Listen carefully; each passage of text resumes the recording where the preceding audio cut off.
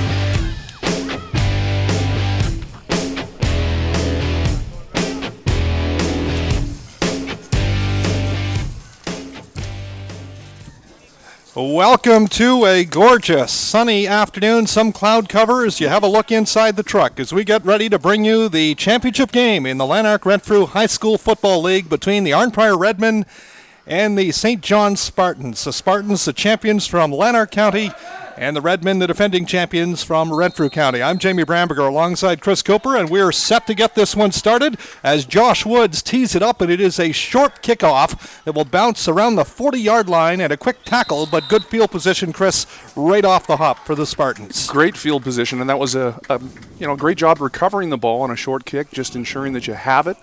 That's the number one thing when it's short. Just make sure that you have the football. No fumbles. Want to hang on to it. So the Spartans will get the first round here of possession, and they'll start with good field possession at the 35-yard line. And you've seen a lot of the Redmen this year. Chris, what can we expect from the Spartans offense? First thing, they've got an injury here, a very key injury. The halfback, number 34, Josh LaFleur, is out today with an ankle injury, so we'll keep an eye on that. In under off the snap is Gabe Brown, a pitch back, and they'll get a few yards. A good running play off the hop, about a 5-yard gain. It'll be 2nd and 5. They're going to find some tough slugging inside there, but I know that they do want to get the ball in Devin McParland's hands because he is their speedster. He's their main back, so establish the run right off the get-go. You got 5 yards out of that, 2nd and 5. A great opportunity here to get a first down and move that ball. And McParland was the ball carrier on that first play from scrimmage. Now Dean in under again. And again, he will hand it off to Larrabee, and this time he is stuffed before he gets to the first down marker. So 3rd down here, and you have to think the Spartans will kick it away. What would you do early in the game about a 3rd and 3? Oh, for certain. You've got to kick it away here. It's all about field position. And just drive the ball deep and make Arnprior play on a long field. Brandon McIntosh will kick. St. John's, quite a story, only their 5th year in the league. And here they are playing for a championship. And actually it looks like Carson Dean is going to do the punting job today. He steps back and takes a snap and puts it in the air, and it is a fine punt. This one intentionally out of bounds, though, right out of play. And we'll see where the referees will mark this. It should be decent field position for the Redmen on their first kick at the can. But you know what? That's about 35, 40-yard net. So anytime you can net 35, 40 yards on a punt with no return, you'll take that. You have to be pleased, indeed, as far as the Spartans are concerned here. Let's have a look at our keys to victory as we get set for this first play from scrimmage by the Redmen. Okay, defense. Okay, Phil. And again, Arnprior will be first down. We'll have a look at that in just a second. Certainly the Spartans wanted a good start. They go 3 and out, no turnovers, field position. And for the Redmen, time of possession, no turnovers, and they cannot underestimate this young program at St. John's. First play of the game, and it is out to Furlot, and he has some room and a first down as he steps across midfield. So a good little catch and run for the Redmen. You know, Furlot's got great speed. He's a big target out there, too. A hitch pass, nice, safe play on the outside to Furlot. Those corners are going to have to play him a little tighter. You're going to want to match up size-wise with him, too. He's a big receiver. And he's been very effective for the Redmen. Certainly caught a big pass last year as they won the National Capital Bowl with a late win against the team out of Peterborough. Off the snap, shotgun formation, and the lateral. And Jagger Pro is wrapped up. We do have a flag on the play as he is pulled down for a loss of about 4. We'll see what the infraction is. Looks like it's going to be a hold against the Redmen. That's typically where you see a holding call there, and yeah, they're marching the ball back. Must have been after the catch was made. Jagger Pro, they like to get the ball in his hands on those little swing passes. He's a great open field runner. Definitely a kid who can break tackles on you as well, too. So watch for him to have a big day today. Here we go block. 5-4. First down repeated. That's And their our- fullback. And our referee today is John Here we go Kachuk. block. On the offense. First down repeated. As he Okay, makes Phil. the call, Go, the Spartans elect to move them back to the 55 or center stripe. It will be 1st and 20. Still seeing a big cushion when they line up outside here, about 10 yards on that the corner on Furlot. So look to them to throw more swing passes out there. And Furlot comes wide right on the set here, again out of the shotgun. And the handoff up the gut. And again, good job of tackling here, only picking up about 3 yards as Dylan Perry was the ball carrier. It'll be 2nd and very long for the Redmen. So an aggressive defense here being shown by the Spartans Well, and a second really down, good start gentlemen, on the number 2. defensive side of the ball. Well, nice job on the contain there. 74. I haven't had a look at where he's playing yet, but looks like he's playing the right end. So he did a little pursuit. He scraped down the line to make that tackle from the backside. So That was Eric Winch. Spartans in the green jerseys with white trim, and the Redmen in their historical black with red trim jerseys. Now Nathan Andrews barking the calls. He'll send it out to Furlot in the flats, breaks one tackle, can't get around the 2nd and 3rd defenders, and they get back to the original line of scrimmage. But that's it, as St. John's shuts it down, and the Redmen will be forced into a kicking situation. Redmond really going after that hitch pass because they see the cushion outside on those wide receivers. The corner is giving them at least 10 yards. If you see that, you want to give it to your guys, hopefully get a block out there and spring them. We'll have a look at some stats in just a few minutes about just how dominating Arnprior was in the regular season. I want to get your perspective about now playing in a game where the talent level has increased. First, the punt, and it's in the air, and it will be caught at just inside the 10, and the Spartans are tied up very quickly, and that will be a stoppage there at about the 15-yard line. So a good job here of field possession as far as the Redmen pushing St. John's back into their own end. Oh yeah, no net on that punt again. So I mean, that's what you're looking for from Arnprior's point of view. Great coverage downfield on the punt cover team. So they all stayed in their lanes, did a great job on that. I think St. John's got to do a little better job springing a block or two for the returner. So it will be first down for St. John's in the shadows of their goal line. Carson Dean barking the signals and the handoff up the gut, and it is going to be for a good gain, just about. It looks like it's actually over the first down marker, so it will be a first down as Devin McParland was again the ball carrier, and that is the first down of one the in, day one out. for St. Okay. John's. You know, that's about the second Thanks, time they've ran up inside and they've got themselves some good yards. So they're seeing something they like there, a hole up the middle, and they're going to drive it up the middle here. Ball control.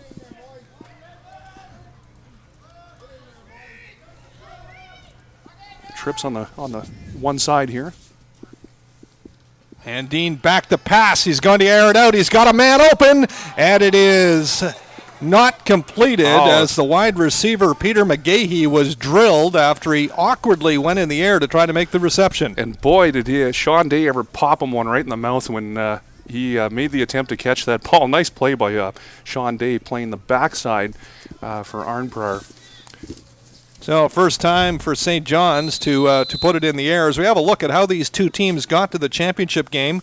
Arnprior, of course, winning the semifinal match against Fellows 66-0, and then a very hard-fought contest last Friday, a 27-18 win over Renfrew. St. John's defeating both Perth and Almont in the semis and finals in the Lanark division. There is an incomplete pass. He tried to scoop it off the dirt. That doesn't work, and it will be second, or make it 3rd and 10, and the Spartans will have to punt. And his knee was down when he caught that ball, but Jamie, he did have a wedge out there. There were 2 blockers in front of him. If he would have caught that, the ball would have been a little higher, give him a chance to catch the ball. They're down. I think that receiver could have made an attempt to get inside, though, and attack the ball. That would have made a little bit of a difference. Okay. Allow his blocking to set up for him. He could have swung underneath it. So the Spartans will have to punt, and again, earning some double duty here is Carson Dean, the quarterback, who's also punting. And again, a fine punt. This one, there will be an opportunity for a return as it is caught just inside the 50 and all the way around the horn and still on his feet, heading back the other way. And the Redmen have it all the way down to inside the 10-yard line as Andrew McCauley with a fine return for Arnprior. Somebody broke contain on the far side there, and they're going to have to fix that, St. John's, or that's going to be a problem for them all day. The other thing I did notice is they're trying to set up a reverse already, so they faked the reverse on that punt First return. down. So look for that later in the game. They may go to that. 1st and goal here for the Redmen as they get the first chance to put some points on the board, and school has now been let out here at Arnprior District High School, and the crowd increasing significantly. Jagger Pro under center now as the quarterback. And Pro will take the snap with a very crowded backfield. Lots of motion, and the pitch, and trying to get into the end zone, and doing so for the Redmen is Nathan Andrews as he goes into the backfield, takes the pitch, and Arnprior is on the board, 6-0. All set up by a great punt return. Left them in the score zone. And Arnprior going to that triple option look that they like to run. Out of the double wing formation, they bring their tights in, and they'll run a lot of motion off that. It makes it very difficult to determine who's got the ball. So it freezes the defense just a bit. They're not sure. A little uncertainty makes the reaction time a little slow on that. Josh Woods to try to add the point after touchdown, and that one is right down the pipe.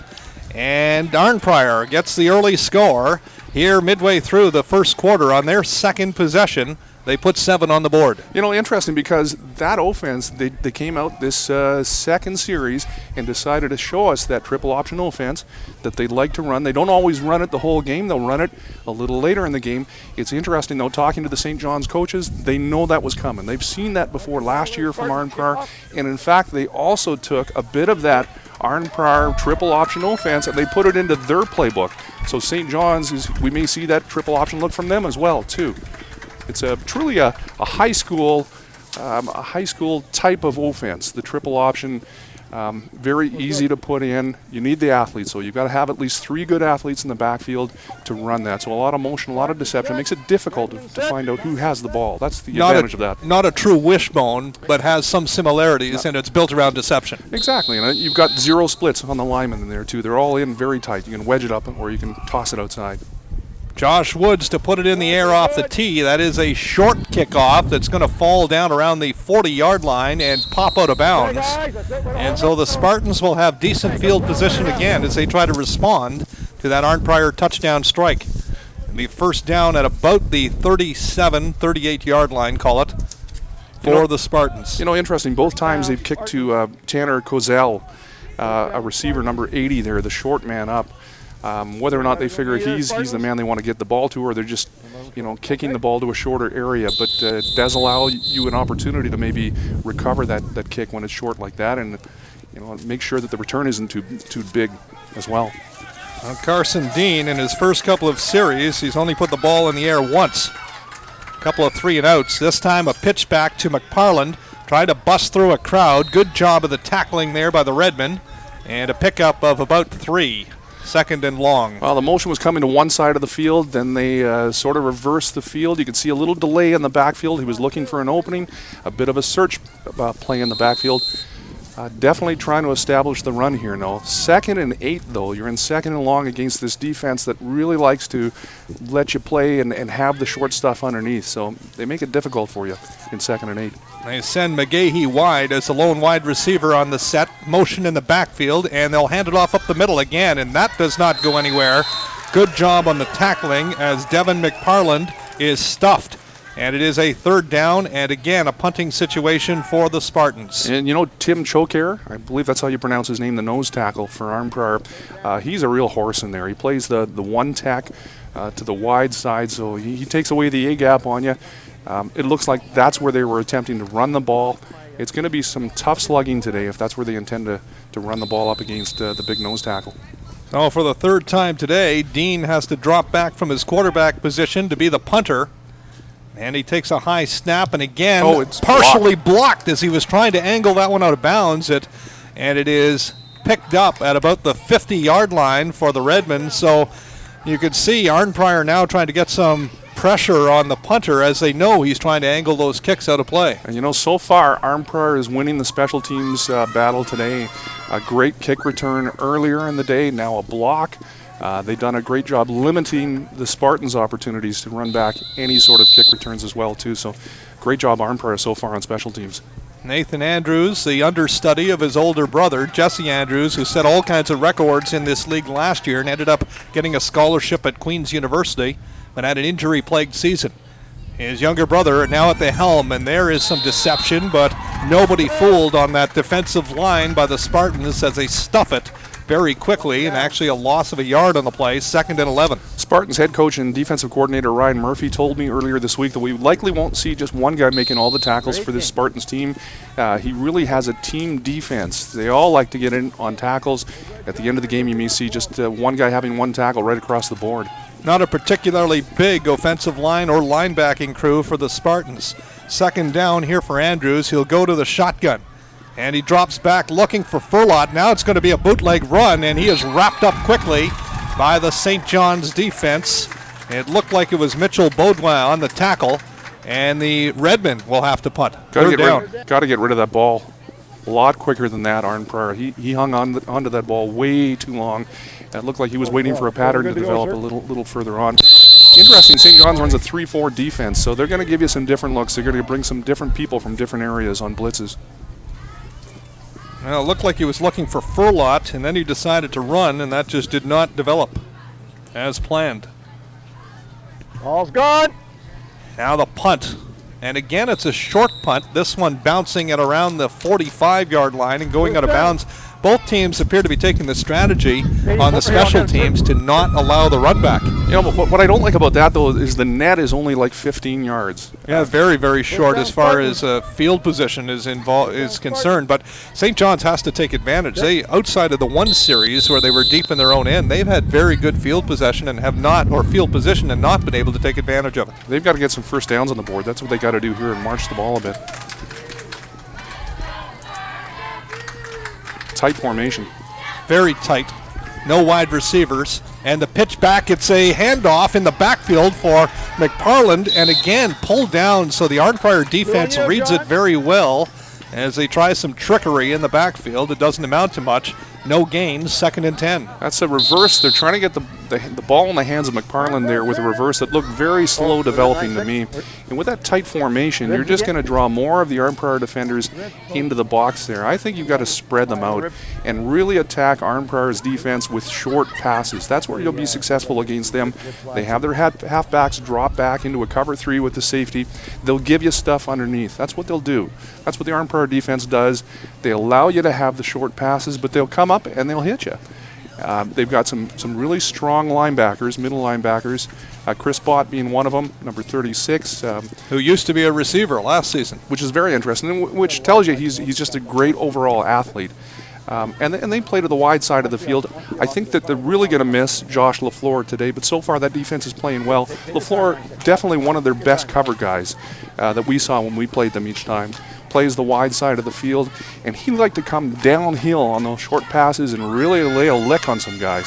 So, but I think if you're looking at attacking this Arnprior defense, you're going to want to go to those quick little out passes to the flats, because it's the middle linebackers that are in the chase position that are covering the flats. And of course, from a St. John's perspective, there has to be some butterflies for these boys today. This is the first time they've played in a championship game, and a really new program, only 5 years. You have to tip your hat to what they've been able to develop down there. Truly is amazing. You could see last year that they were a very well-coached, fundamentally sound football team. 2nd and 10. as Carson Dean will take the snap from in under. He will roll out, trying to find a man to pass to. Nothing there, so he'll run it, and again, forced out. It's over, Good gentlemen. job on the That's it. tackling again by the Redmen. And very quickly, it is 2 and out for the Spartans again. Now they set up what looked like the trips to the wide side here. It looks like they were trying to set up the hitch pass.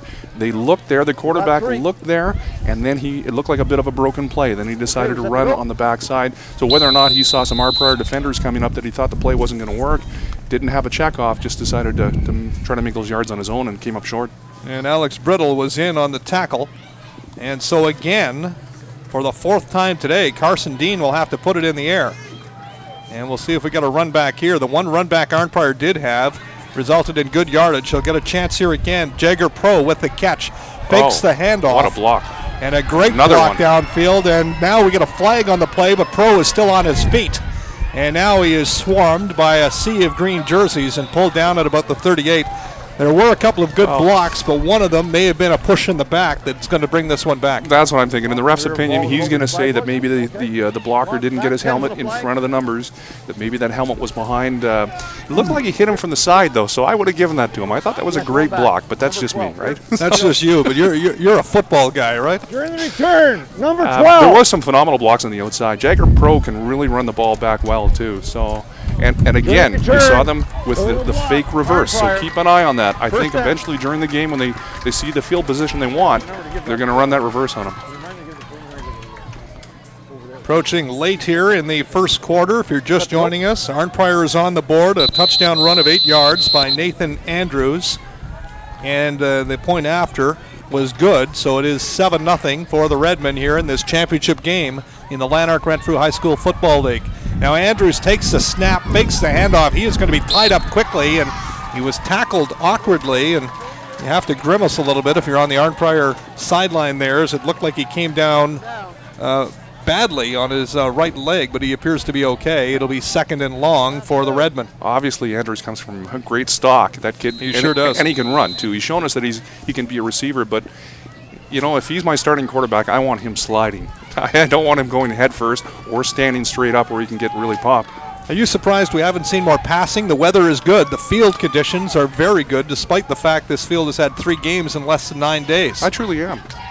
Maybe passing here, out of the shotgun, and he will put it in the air. And a good crossing pattern, but just off of the fingertips as Lucas Lalonde had a seam if he makes that play, but it goes off the hands, and Arnprior will have to punt from deep in their own end. You know, and you tell your receivers whenever they're starting to play that position, never just put the one arm up, always try to get 2 hands on the ball. We saw him attempt to catch the ball with 1 hand. I didn't think the ball was that far in front of him. I thought with an extra little burst, would have kept his hands inside. I think he would have got to that ball. I think a little laziness on that receiver's little effort there. Good job, St. John's defense, though, pinning Arnprior back here, and the field position should be really good. Evan Noonan and Peter McGahey back to receive, and a bad snap. It's going to go all the way into the end zone. This could be 2 points here, and it will be a safety for the Spartans. They get on the board on the bad snap. Oh, boy, has this been a day of special teams or what, Jamie?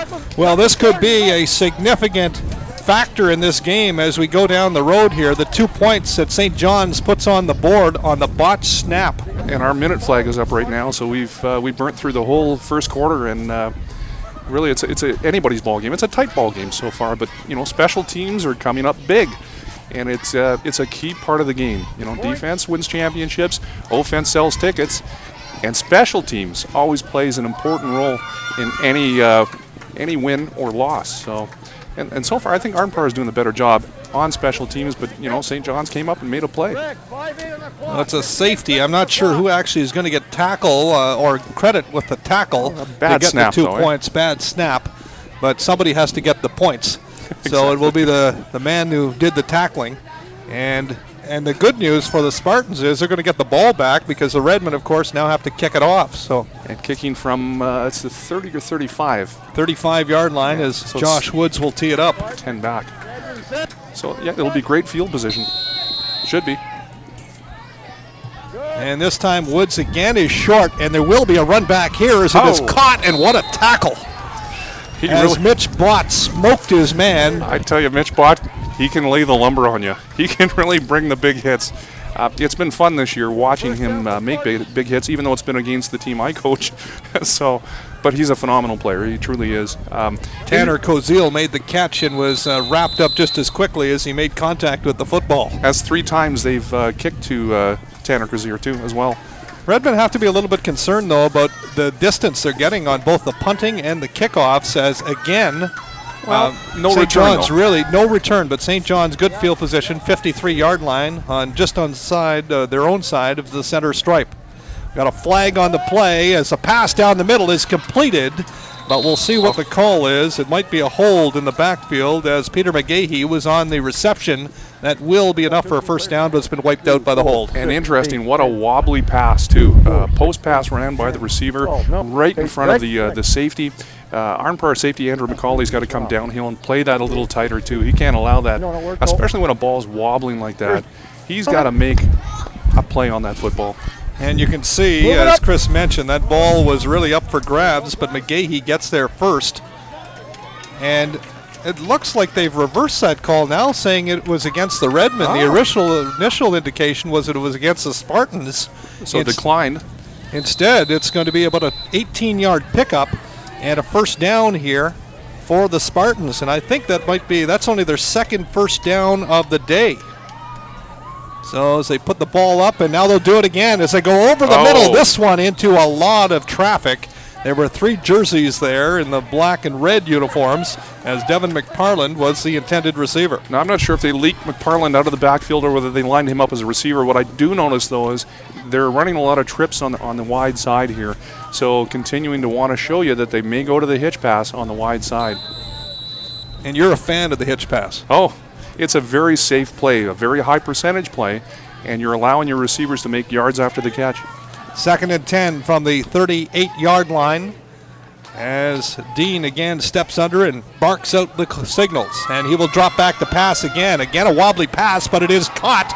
And on his feet still is McGahey, and he has enough for the first down, and they will move the chains again for St. John's. And you know what I like about that play? The receiver ran his slant pass, but instead of continuing to run toward the hash mark, which would have put him in linebacker territory, he really sat down right in the hole. So when you're playing against a zone defense, the halves are playing zone, they're over top on you, the corners are underneath, you run the corner out, and you want your receiver to sit down in the opening.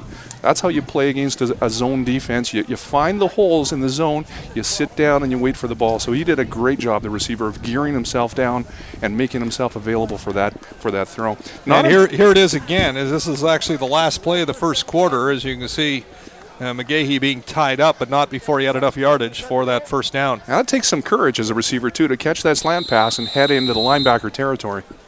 So first down as we change ends here and start quarter number 2. Arnprior leading St. John's 7-2 with a title on the line. Now Dean, he'll hand it off up the gut to the fullback, still on his feet, and finally dragged down. And big number 56 was the ball carrier. And he is a big boy. Had a look at his size earlier. I tell you, he looks like he is an absolute load.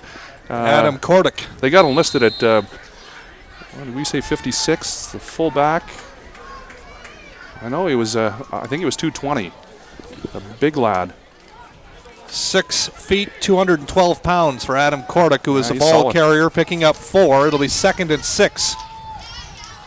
McGahey wide right. It's a handoff up the gut. And this one will be close to the first down marker. Certainly they're well within field goal territory. And the offense suggesting it's about a yard short here. It'll be 3rd down. Don't think they'll do a measurement, or they are going to request a measurement now, it looks like. I may go for it in this case, depending on how close it is. Interesting that St. John's now coming out with that same offense that Arnprior runs, that double wishbone. Giving it to the inside man. They're wanting to attack inside. Some tough slugging. Well, they're going to get it. A favorable spot gives them the first down. That was off by half an inch. And so the St. John Spartans keep possession Got a first down, and continue Spartans. to drive towards First the goal down, line Spartans. here. Wait for the stick. They are now at about the 13-yard line. Okay, guys, wait for the stick. And first down, so they can still get to the first down marker without scoring. Coming in. Okay. And again, McGahee, the lone wide receiver, as they get isolation, will have to watch that battle if he decides to put it in the corner here. And Dean will hand it off again up the middle as they continue to play hardball here, trying to go through, and just a couple of yards in that time as the fullback is getting some work here. As Kordick is the ball carrier, only a couple of yards this time. 2nd and 8, maybe a long 7. Double wing formation. McParland on playing one of those wings. Look for him to take the ball. They'll fake it up the middle and maybe give him the ball on the outside coming across. Now they have a couple of wide receivers in on this play. Shotgun formation. Dean takes a snap, and he'll throw it out in the flats. And that does not connect with Matt Larrabee. Incomplete pass. It'll be 3rd down, and now the Spartans, I assume, will try to get 3 on the board here with a field goal try. Poor technique on catching the football there. His hands were just in the wrong spot. He had a chance at that ball. Interesting to watch McParland. St. John's is trying to get him in isolation, trying to get him out of the backfield, get the ball in his hands. They weren't having any success having them out of the backfield now. He's their key guy. They're going to try to isolate him in a slot position and try to get him the ball there. So I'd look for a few swing passes down the road from them. Brandon McIntosh is the field goal kicker for the Spartans. This one is going to be teed up at about the 17-yard line. Snap is good, flag down, the ball is up, and it is good. If it stands, it will be 3 more for the Spartans, but we'll wait on the penalty call. Well, somebody was offside here. It's, they're talking to the Spartans. Procedure. Oh. So false start here against the Spartans, so they're going to have to move it back 5 yards and try it again. And you try to teach your O-lineman to stay in the set position there, so really they're already set. They shouldn't have to go down into a 3-point stance on a field goal try. So, there's no excuse for that unless they didn't have enough men on the line of scrimmage. That could be too. Well, this will make it a 22-yard try. First one was right down the middle. It was perfect. As we have a look at the original try, but again, the procedure call against the Spartans, so we'll try it again from the 22. And this time it is up, and again, it is good. And so the Spartans get the field goal, and it's now a 7-5 game. So as billed, we expected a close contest, and we certainly have that in the second quarter. Well, certainly 2 great defenses today showing up here. If you're St. John's, you would have liked to have come away with a touchdown there. There's no doubt about it. But, you never take points off the board. You're down there. Just take the field goal. And it's a 2-point game at this point. So really great march by St. John's. I still think that they've got to get the ball in McFarland's hands. They got to get the ball in his hands at some point here. Well, he was the MVP of the offense for the senior Spartans last season. I suspect he may be on his way to another one of those awards this year. Very, very strong player. Arnprior deciding they aren't going to take a kick return here and just taking the ball. At the 35. A very tight formation here. And off the snap, it is a handoff up the middle, and they'll pick up about 5 on that, so it will be 2nd and 5 as the Arnprior offense really cluttered together on that play. 0 splits on the O-line, and you notice Jagged Pro underneath his quarterback there, and you notice he'll turn his back each time and he'll fake the pitch out, and eventually he'll give it that pitch. He'll dish the pitch off. So watch for that. It's a variation of the wing formation, triple option. I think the defensive line here has to, goal line defense. They've got to submarine some of those guys in front there, let their linebackers come up and make the play. 2nd and 5. They have to get to the 45, line of scrimmage at the 40. And Furlot goes in motion. Pitch back, and that is going to be wrapped up. But no, it's not. It is a first down here for the Redmen as they busted through, and a good play by Ryan Kargas to stay on his feet as he was dragging a couple of players with him. He gets across the 45, first down to the 46. It's a well-executed offense, and it's really difficult to tell who has that ball. So, on defense, the Spartans are going to have to man up on each one of those guys in the backfield, each one of those players, and just tackle. Doesn't matter if he's got the ball or not, tackle each one of those players in the backfield. Good look at the line there. It's intense here in the championship game. Again, a tight formation. Pitch back. And a good run here and an opportunity to pick up about 8 or 9 yards, depending on the spot. as the pitch went back and Dylan Perry stays on his feet for a bit. And we get a second down and a short 2. That's Arnprior's quarterback, is it not, running the ball? Oh, it was Andrews, Nathan you're right. Andrews. Just a quick stop here for the Algonquin College trivia question today. Today we want to know who won the junior football championship in the Lanark Renfrew Football League. We'll give you the answer in a little bit later. Second and short, 2 yards. First man and through. again, right through the middle and still on his feet, still running.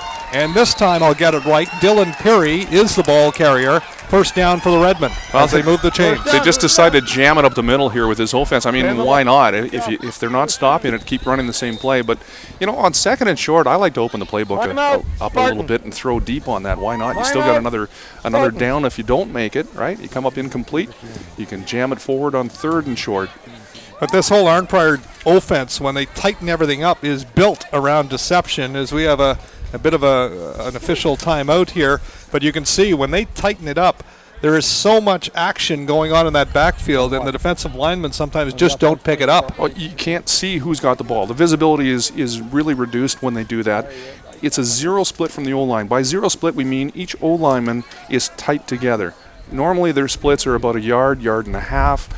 And it makes it easier in terms of angling the block, in terms of opening up a hole. Zero split, it's more of a wedge play up the middle. So you're trying to wedge the defensive lineman. You're trying to just send a pile of O-linemen and have your running back right in behind them. I think you'll see eventually that they'll throw to Furlot out of this. A little swing pass on the outside. It's a one-on-one matchup when they do that because you had so many guys in the box. And there he is now, Furlot. He's at least 15 yards back from the line of scrimmage. So he's going to get a running start here with motion as Andrew steps in to take the snap. Jagger Pro actually in there now as the pitch goes out and Andrews is hauled down. So interesting how they're bringing Jagger Pro in on occasion to take the snap. Well, in that offense though, that double wishbone, triple option offense, it's Jagger Pro who is the quarterback, and Andrews plays one of the backs. And wow, I mean, if you get your starting quarterback hurt playing running back, you're down to your second stringer. They're obviously comfortable, Arnprior, in having Jagger Pro step up and run the offense if something happened to Andrews. Resulted in about a 3-yard gain, a long 3, 2nd and 7. And again, Pro in there, and he'll pitch it back. It's a deception play, and it looks like Cargus is going to have the first down for the Redmen again. Nicely played reverse. Very beautifully designed play, and they continue to move the chains as they run the ball consecutively here and pick up their third first down on this series. You know, it's a slight little delay the linebackers are having, and if you're a pursuit defense, it makes it awfully difficult to follow where the ball's going. First down again, and again, this time Perry up the middle, but he is tied up by the St. John's defense. Still picked up 3 or 4. I've seen Arnprior run this offense against the team I coached, the Fellows Falcons. And on defense, the line is really going to have to get low here. You're going to have to submarine underneath the offensive lineman there and allow your linebackers to come up and make plays on this. St. John's defense being asked here to respond. It is 2nd and about 3. And Pro in there under again. This time he will pass to Furlot, and he's open, and he has enough for the first down, and finally tied up as he is pulled down by Eric Winch, but not before he gets enough yardage to move the chains again. That's the first passing play on this offensive series for the Redmen. Out of that formation, that double wing, I think they have about 6 plays from what I've seen, but they run them, they execute them awfully well. And that little hitch pass is one of the staples out of that little offense. This is a good drive for the Redmen. You'll recall they started at their own 35 and now knocking on the door, trying to put 6 on the board, leading 7-5 here in the second quarter. Jagger Pro getting some more time under center. There's a fumble. Ball is loose, recovered by the Spartans. Huge turnover. That is a very big play for St. John's as they will take over as the ball popped loose in the backfield and it is recovered. I'd like to see the replay on that one. I'm not sure if it was just a poor exchange, whether it was a bad toss or or whether or not he just didn't get the handle on it right from the get-go, or whether he was stripped. But yeah, that's an awfully big play for St. John's. That took at least 3 points off the board, maybe even 7. Arnprior was marching the ball quite well on that drive. Well, it was Adam Kordick who makes the big recovery, and that is the second time today. And Arnprior has turned it over. Here is a running play for McParland, still on his feet, battling with a good run close to the yardsticks. He picks up about 7. So the first major turnover by the Redmen leads to a safety, and now this one as they're trying to go in for the touchdown score. Boy, these are the kind of plays that can really make a huge difference in a championship game. Oh, you're so right. Ball possession is key. Ball security, making sure that you're hanging on to the football. So a bad snap and then just a bad exchange. Second and short here for the Spartans.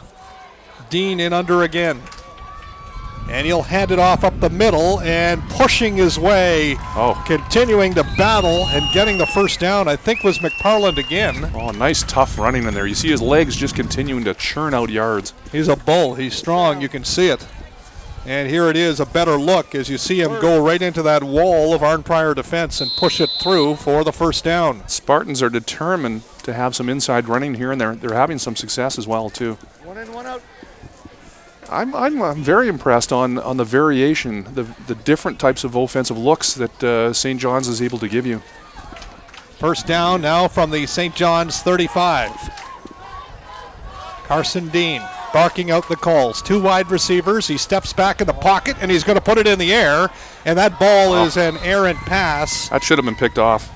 It could have been if the defender was able to turn around and get a better beat on it. Instead, Michael Murphy was the intended receiver, but that does not connect. It'll be 2nd and 10. John Barr a little late getting over there. I think John Barr, is he playing the half in place of Josh LaFleur? Might be. No, he's still in his corner position there. He just looked a little late trying to locate the ball on that one. Now the Spartans will try it again as they tried the passing play. They had a lot of success with the passing play in the previous series. This time a handoff to McParland, and he is wrapped up quickly, so St. John's will be forced to punt. It'll be 3rd and about 6 yards to go. And Dean will have to drop back into the punting position. Number 8. Oh, great job by the Arnprior defense by shutting the door. So, I mean, they're playing well, without a doubt.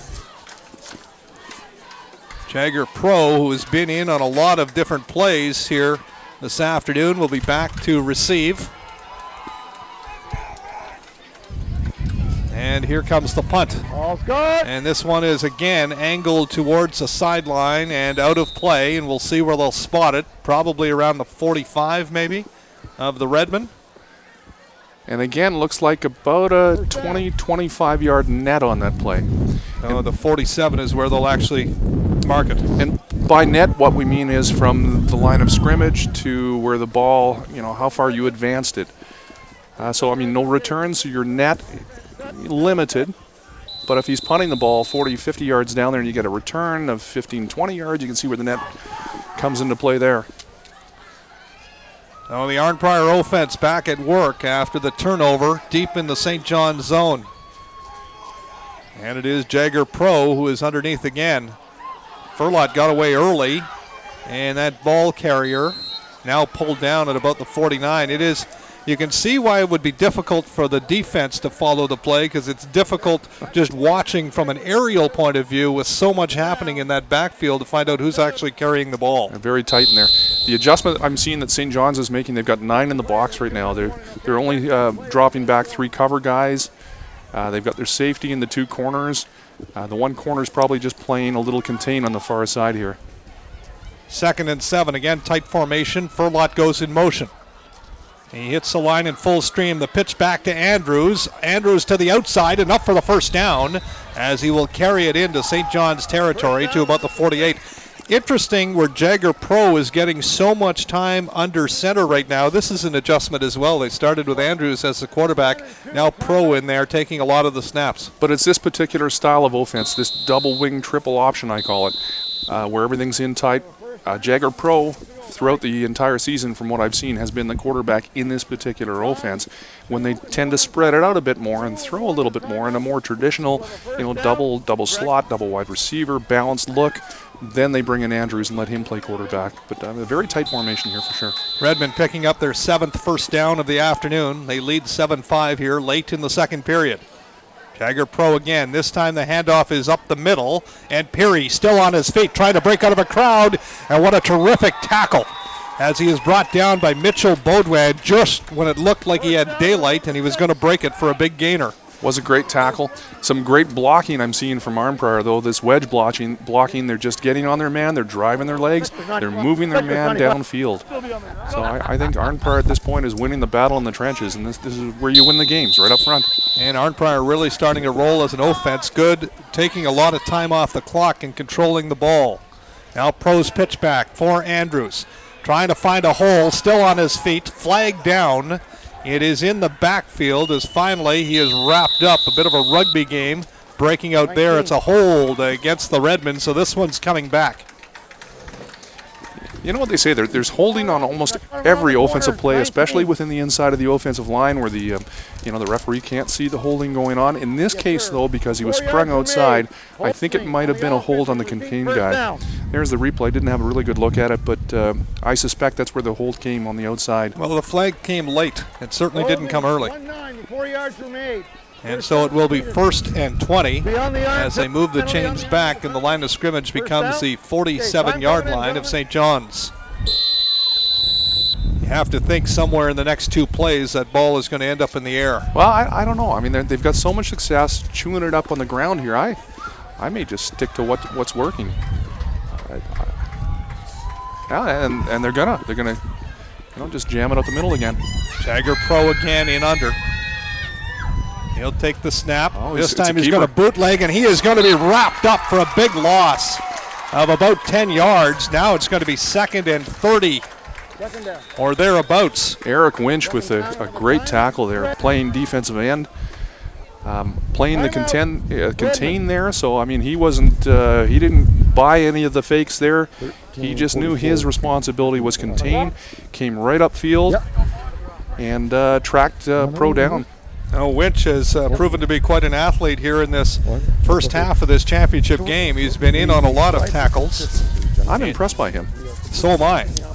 Big number 74 on that defensive line has played very well as we get another timeout here is called by the St. John Spartans. It is a second, I should say, and about 30 yards. They've been pushed back to their own 54-yard line. They need to get it to the 27 to have a first down. You do the math, Chris. Well, it's a long way. There is not a whole lot of plays in the playbook for something this long. It's and I don't know if you really want to throw it up. Well, maybe you do. If it's picked off, it's as good as a punt, they say. Why not throw it deep? Well, Furlot comes near side this time in the backfield. He is a lone wide receiver. It's a tight formation again. 3rd down. And now they will spread it out before they snap the ball, and Andrews will go under on the shotgun. And the snap, and he will put it in the air. He's going to air it out down the middle. That could be picked. It's actually knocked down. That looked like a busted pattern because I think that was intended for Jagger Pro there. It looks like either Pro thought he was supposed to be running maybe a post pattern there, or maybe it was a hook. To me, it looked like Pro was going to run inside. The ball seemed to be thrown to a different spot than where he was going. So the result is 3rd down, and the Redmen will have to kick it away. Last time they tried to punt was a safety. As we have a look at that pass as it's knocked down by the defender, and Jagger Pro the closest there. Furlot was coming in late. Here is the punt. This time it is away, and it's going to end up out of bounds beyond the St. John's bench. And so late in the second quarter, Spartans down by a pair. It is 7-5 for the Arnprior Redmen. And they'll get the ball back. Both of these teams not wanting to, to take a chance on, losing field position on the special teams battles. And it's been so important so far, the plays that we've seen on special teams, the botch snap. Change of possession, Phil. It'll be on the big run back as well, too. So, maybe not a bad strategy to kick it out of bounds. So do you keep the ball on the ground here late in the second period? Well, I mean, it's in your own end, though, too, right? Minute flag's up. I probably would play it pretty safe. Carson Dean in under. It is a handoff up the middle. And McParland trying to find a seam, still on his feet and carrying it all the way out to the midfield stripe. So a first down here for St. John's. I think that was all McParland on that one. He saw that the hole was not open where he was intending to go. He kept his feet moving, great vision, bounced it outside. I'm impressed by him. He's a heck of a runner. 6th first down of the day for the That's their Spartans. last They have one? not had the ball a lot in the second quarter. Arnprior has missed some opportunities. They had the fumble down near the St. John's line and then a series of penalties and sacks that moved them back when they could have penetrated for another scoring opportunity. And my thinking's changed now. With that big run, you're now at midfield. Why not open it up a bit? It's a little safer now. So if something bad does happen, you never want to go into halftime with a bad play. It's all about momentum. And in this case, really, is there clearly one team that has momentum over the other? I'm not sure. So I'm not sure that I'd want to give the other team momentum going into the halftime. I'd want to play it pretty safe, but it's at midfield. So if you're St. John's, attack. Why not? If you turn the ball over, it's still going to be a fairly long field for Arnprior to try to drive the ball down and get points before the half. So it'll be interesting to see what approach they take here after the timeout. 10 seconds up the time. We're within a minute, so Time for at least 3 plays probably, and they're at the 55. I think they've now used their timeouts. So shotgun formation, looks like they're going to try to move that ball. And now Dean actually steps in under. Motion to the backfield. That pass is in the flats and is caught by the fullback, who is out here on the near side. And that is going to be a first down. How about that play, Chris Cooper? Oh, the hitch pass again. But Kordick. You know what? He hung the ball up, though. That I was surprised that Arnprior never had a chance to come down and make a play on that ball. It just seemed to hang in the air forever. Now Kordick, who's been playing in the fullback position all day, goes out in the flats and makes the catch. First down as they move the chains to the 42 of Arnprior. Dean back to pass. Over the middle, picked off. That could go the other way. Lots of room here as Bott has it. Still breaking tackles. Call it the turning point of the first half. Touchdown, Arnprior. That was a very poorly thrown football, a very, very bad decision on the quarterback's part of even trying to get that ball in there. Well, the first time St. John's turns it over today is an interception late in the half, and Mitch Bott, who used to be a wide receiver, now playing linebacker. They threw to the wrong guy. He knows how to catch the football. That's obvious. He's a big-time player. I think he's one of the keys to that defense. He really is. Makes big hits, and now he shows us he can catch the football and make the interceptions. We talked about momentum, Jamie. Wow, that's a big momentum changer going into halftime. Well, Bott with a 65-plus yard interception return for the touchdown late in the half. The point after is good, and it is a 14-5 lead for the defending Lanark Renfrew High School football champion Arnprior Redmond as they get a late touchdown. Boy, that is going to be a tough one for St. John's to recover from going into the half. Well, not to be overly critical, but Carson Dean, I think, is letting a lot of the balls flutter, whether he's throwing off his back foot right now and not stepping into them. Some very poor decisions as well, too, but his mechanics are way off today. He's really floating the ball out there, and I don't see much of a breeze out there, so I don't think the wind is a factor in why that's happening. I think it's just we're mechanics, and it doesn't look like there's a big rush coming in his face, so looks like he's got lots of time. He's just not stepping into the ball. No more long stuff. It'll be a kickoff from the 45 for the Redmen here, as St. John's will have one more touch before the end of the quarter. Wouldn't it be nerves of steel to run a short kick right here? Well, that would be something. The other thing I guess you could look for is some trickery for St. John's to try to find a lateral or something on the return, or else you play it just safe and try to get past what just happened. Squib kick. Squib kick, and it is picked up. And the St. John's Spartans will be wrapped up at the 46-yard line on that short kick. Mitchell Bodwell, I apologize, on the return. Tanner Kozel. Thank you very much. Tanner Kozel on the return. And he has caught every one of the kickoffs from Arnprior today, so I don't know how they would know this, but they're figuring Arnprior, maybe that's where they want to kick to that spot or that person, but they've definitely gone after dropping the ball right right in front of him. I suspect these coaching staff were doing a lot of intelligence work before this game after Friday's Lanark and Renfrew finals. Not a lot of time to prepare. That was only 4 days ago. So Dean, A little more this safe time, here. hands it off to McParland, who tries to get to the outside. This Arnprior team Oh. is normally very good at tackling, but here McParland will bust it loose. What an athlete as he gets to the 43-yard line of the Redmen. Minute flag still up, so apparently still some time on the clock. I'm in awe of him. He is a fabulous runner. What a fantastic runner. And what makes him so good is the legs keep churning even after first contact. He is running hard out there today. First down for the Spartans as they go into a hurry-up offense. And Dean will pitch it back. This one on the ground again, and what a hit that is as he is pulled down. And that might do it here for the first half. Nice tackle by Sean Day. And in this case, it was McParland making the lead block, and he made a dandy lead block there. The tailback on that play, Larrabee, just a little late in trying to make his cut. You got to move a little quicker on that ball. Looked like he was still looking for an open instead of running to daylight. And Larrabee only picked up a pair of yards, so it will be 2nd and 8.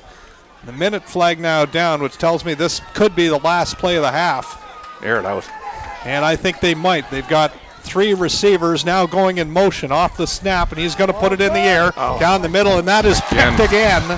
But this time they'll wrap him up quickly, so an interception at the end of the half does not do any damage. Andrew McCauley just playing center field there and saw the ball up there. The receiver was nowhere in sight. An easy interception for McCauley. And really, Arnprior plays that cover 3. They'll drop their halfbacks into a deep third, along with a middle safety. They've got 3 guys across the board. They make it awfully tough. If you're only running 1 vertical, you've got to run at least 3 verticals in order to get a man-on-man matchup there, or even flood even more than that. Run the 4th receiver downfield. But that wasn't a very well-thrown ball at all. The receiver was nowhere in sight of that one. So bit of a Hail Mary, but much shorter. Carson Dean's really got to pick up his play in the second half to give his team a chance to win. Okay, well, we have played 24 minutes. We play 12-minute quarters in high school football, and you're watching the Lanark Renfrew high school football final from Arnprior, where the Redmen lead the St. John Spartans 14-5 after 2 quarters. We'll be back with the second half in just a few minutes.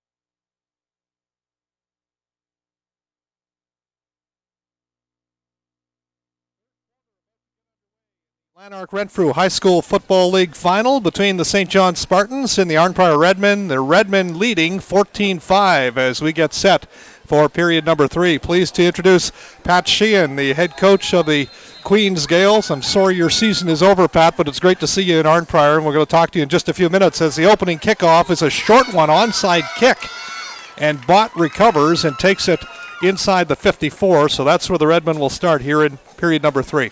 Welcome. Thank you. Great to be here. Pat, who are you watching today? You're doing some scouting, obviously.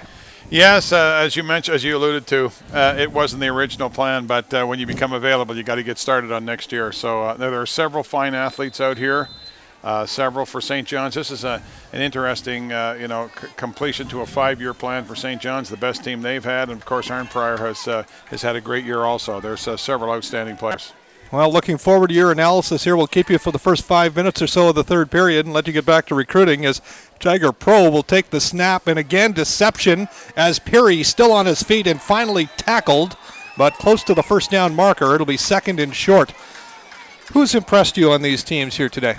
Well, number 22, Furlot, is a fine-looking athlete. Of course, number 24 for St. John's, McParlin, is a great player. And you've also got number 11 for McGahey is also a very good player also, and I've been impressed overall with just the caliber of play. It's it's been spirited, it's been well played. It looks like the kids are really focused and they're really into it.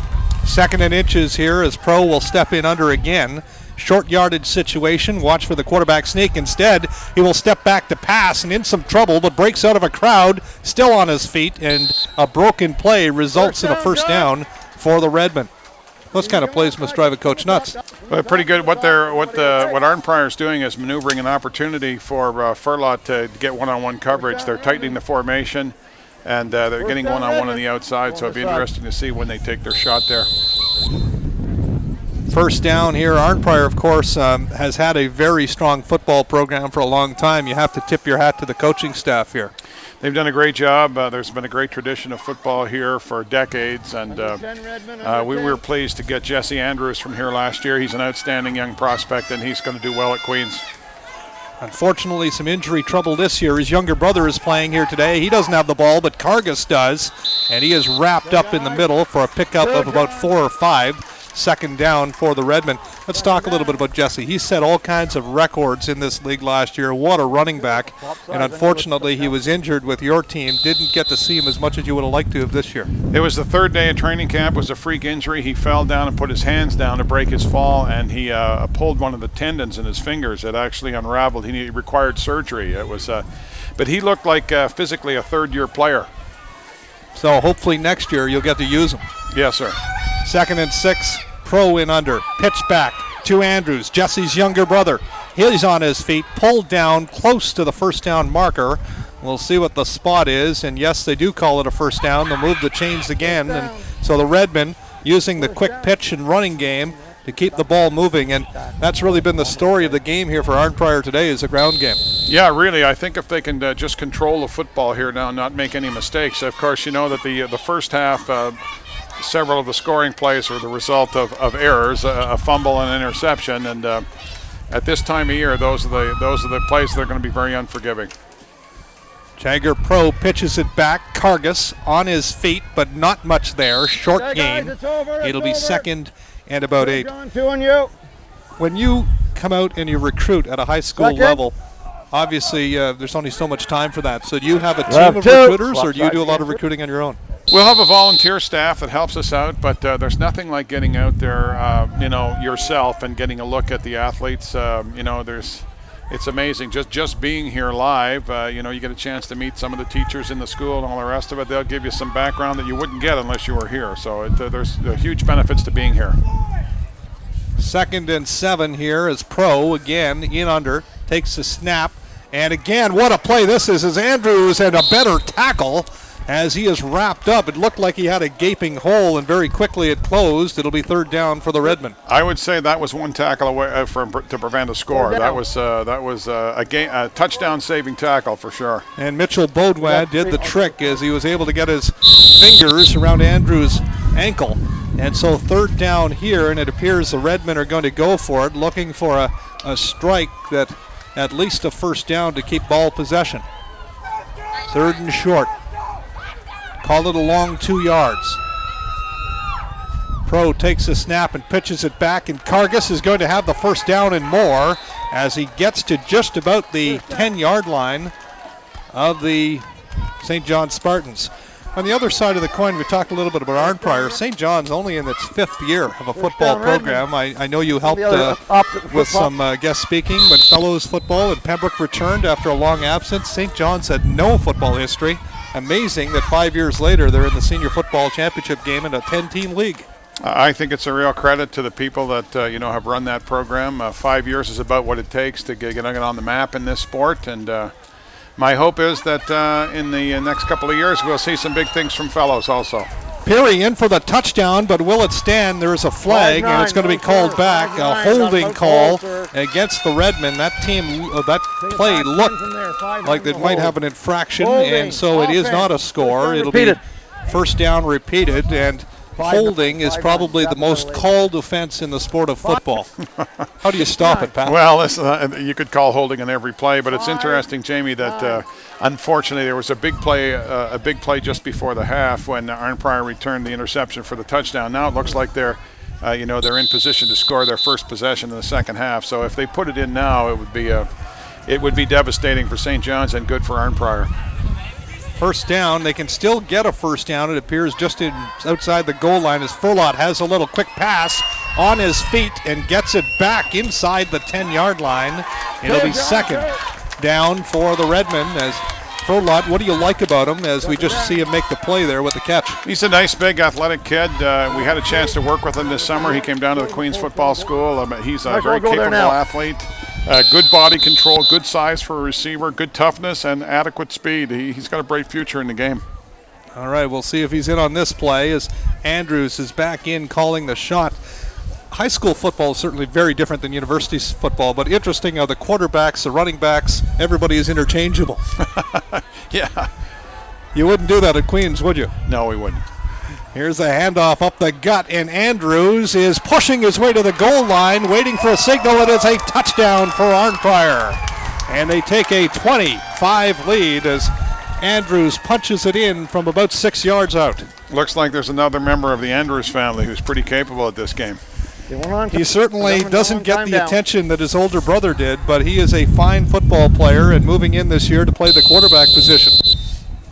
And now he has his second score of the day as he had an 8-yard run in the first quarter to get Arnprior on the board. Now his second touchdown, and Woods through the middle for the point after touchdown. That makes it 21-5. Pat Sheen, it is great to see you. Thanks for dropping by, and enjoy the rest of the game. Thanks, Jamie. It's always great to get back to this part of the country, and it's nice to see that football is thriving. It sure is. Go Lumber Kings. Go Lumber Kings. Thanks very much for that. We'll bring Chris Cooper back in. Pat Sheehan, the head coach of the Queens Gales, here today watching this Lanark Renfrew High School football final between the St. John Spartans and the Arnprior Redmen. And Nathan Andrews has given his team a 21-5 lead here in the third quarter. And welcome back, Chris Cooper. You were listening in on the Pat Sheehan interview. Interesting guy with a lot of football knowledge and just a really fun guy to be around. Always a great sport. Always love listening to what Pat has to say. Very, very knowledgeable, obviously, in game of football. Yeah, great guy. We had a chance to meet Pat when he was in Pembroke and helped to, do a little guest speaking, get things rolling for us with the program in Pembroke. Boy, St. John's has put themselves in a pretty difficult position here, trying to come back down 16. Well, they need a quick score as they take the ball here, and a run, and a good run, all the way back to about the 45-yard line, make it the 50-yard line almost. And just like that, Matt Larrabee has given the St. John Spartans pretty good field position here to take their first series in the third quarter. And that will be the first kickoff that Tanner Kozil did not take. So, and actually a great return. So they're in great field position here. Here's the schedule looking ahead. So the winner of this game is going to take on the Kingston area champion Saturday, November 12th. That game is supposed to be played in this league, so it could be right here in Arnprior if this score holds up. And then you can see as it continues, Saturday, November 19th, you'd start taking on the Seaway Valley champion. And if you continue to roll along, then you get to play in the National Capital Bowl, which Arnprior is a defending champion on Saturday, November 26th. Lots of football ahead yet for one of these two teams. Andrew Lesk making that last tackle from his middle linebacker position. Great little middle linebacker. He does a great job stopping the run. And only a 1 yard gain, so 2nd and 9 here as the pitch back. It's a reverse. And busting it through for a first down and then some. A good run here as Matt Larrabee takes the handoff from his fellow running back, and it is a first down, a pickup of about 12 yards. Spartans head coach Ryan Murphy said, to me earlier this week that he has 2 great running backs in Larrabee and McParland, and we should keep an eye on both of them throughout the game. And so far, we've seen a lot of McParland. Now we're starting to see a little bit more of Larrabee in this game. Carson Dean remaining in there at quarterback, calling the shots. Had some issues in the first half throwing the ball, but certainly been an effective run game. And now the fullback has it and busting out of a hole, and Bott trailing him and tracking him down on a good, solid tackle. As the fullback has had a fairly decent game here this afternoon. Adam Kordick, who's been involved in some big plays for the Spartans. Great first down production. 1st and 6 looks like. Sets you up in good position for a second down play. You've got lots in the playbook you can work with here. That was all the fullback on that play. He managed to bust that outside. That the hole wasn't there where it was intended to go, and he just bounced it outside. 2nd, and we'll call it a long 4, short 5. It's going to be a handoff up the middle again, and we've got a flag on the play. First down yardage is achieved, but we'll wait and see if it holds up as Matt Larrabee was the ball carrier. And we'll wait for the officials to sort this one out and tell us whether or not we've got a first down or we're going to have to repeat 2nd. And I think it might be coming back, or no, they're moving it ahead. So it looked like a face mask. So a major foul. That's the first face mask call we've had today. So tack another 15 yards on. Let's see if we can see it here in the replay. It must have came. The flag is down, so it came before the tackle. 15-yard penalty, first down. And the referee telling us it is a major penalty. So St. John's, desperate for a score, trailing 21-5, has a first down inside the 20-yard line. McParland goes in motion. Handoff is up the middle, and a good run here, and pushing it down to about the 10-yard line is Gabe Brown, who is the backup quarterback for the Spartans. And he picked up, it looks like about 8 yards, 2nd and short. It's a great drive and a very important drive right now for St. John's. To get a major score here, I'm wondering if maybe you try, to go for the 2-point convert if they manage to get it in the end zone here. 2nd down and short. Dean barking out the calls from the line. McGahee is wide, but the handoff is up the middle. Not a lot there. Was he able to push it to the first down marker? We'll see. I don't think he got there. I think it's going to be 3rd and very short, probably less than a yard. Ooh. Oh, they're going to give it to him, so he gets the spot, and it is going to be a first down. As again, it was Kordick, who can fill out his uniform, who busted through the middle to pick up that first down. Well, again, it's going to be interesting to see. Do you give it to your fullback, let him ram it up the middle, or do you give it to McParland? He's had a great day running that ball. Maybe try to get him outside on a pitch or a sweep. Michael Murphy comes in for this play and goes wide, and Peter McGahee on the right side, the other wide receiver. And it's going to be a handoff up the middle. McParland trying to get to pay dirt, can't quite get there as he's pulled down last second. Gets to about the 2.5. It'll be 2nd and goal for St. John's. Mitch Bott was in on that tackle. He made a great tackle on it. He came up, favoring that arm a bit too. But he's a pretty tough customer, though. And he's a critical player on this team. Wow. I may just jam it up the middle here. Well, the fullback, Kordick, has really been able to lumber some yardage whenever they've given them the ball. He is in the backfield with McParland and Larrabee. You got a big quarterback, though, too, so let him just carry it. And Gabe Brown now goes wide. Handoff is up the middle, and it's in for the touchdown. McParland scores for the Spartans. You're going to have a hard time stopping a back that big who runs that hard with those legs that are that strong when you're in just a yard off the goal line here. interesting. Do you go for 2 points right here, Jamie? It's a 16-point difference, so you've got the 6. You go for 2. Now, if you get to 21-13, you're only 8 points down to go for the 2-point convert. It's a good question. It doesn't appear that will be the thinking here as Brandon McIntosh is in. So it's still going to be a 2-score game for St. John's to come back. And here is the kick, and it is down the middle and good. And so that does make it a 21-12 game. Well, I guess they're thinking it's only the third quarter. There's plenty of time left. But the thing is, Arnprior has run such a ball control offense today. They've managed to drive the ball from their own end all the way down the field. Both offenses I've been impressed with at times. And it's on the ground where we're seeing the most amount of success. St. John's has struggled when they tried to throw the football. Arnprior, we really haven't seen it, and I don't think that they really have to throw the ball a whole lot with the amount of success that they've had on the ground as well, too. So 21-12 now, and if St. John's ever needed to stop, it's this series to keep the momentum as they will tee it up and kick it off to the Arnprior Redmen. Jagger Pro is not back there as one of the deep return men in this case. Peary is back, and Sean Day. And the Spartans counting players now, making sure they've got 12 men on the field. Some confusion, it appears, as there's a late player coming on. On a game this important, how does that happen? Don't know. Fortunately, not a delay of game penalty. And now the kickoff, and it's a squibbler, intentional, as they try the short kick. But the fumble! And it is recovered by St. John's. Have mercy. Wow, there was some big hits taking place on that kick return there. Some big blocks, and the tackle. I think maybe he just tackled the ball. So they try the short kickoff, and for the third time today, the Redmen fumble. It is recovered by Dorsch. And Stephen Dorsch with a huge play here as he's the beneficiary of the hit that came in. And now with a 21-12 count for Arnprior, St. John's has a first down at the Arnprior 45. Oh, big momentum turning towards St. John's right now. 5 turnovers in this game, 3 by Arnprior. The pitch back.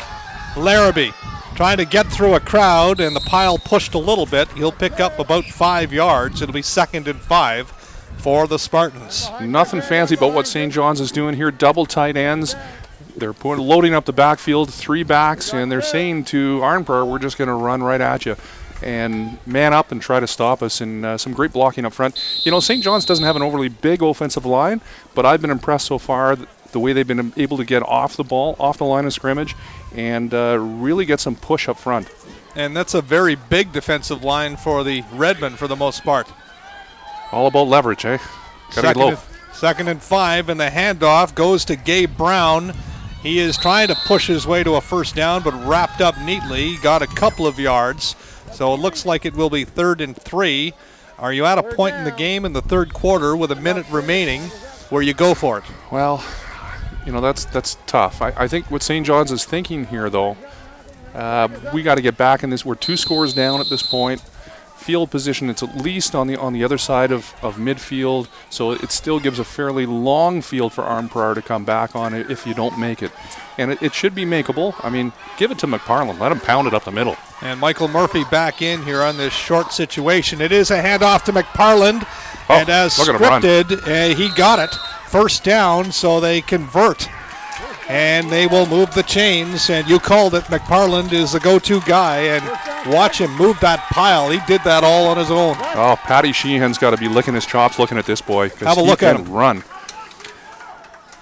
Great job keeping the legs going. As a running back, it's all about vision, and it's all about, leverage, ensuring your body's low and your legs are driving. Never stop moving the feet and the legs. Spartans have not put it in the air since that interception late in the second quarter. Oh, McParland on the pitch again. Trying to get around a couple of players. McParland still on his feet for a first down.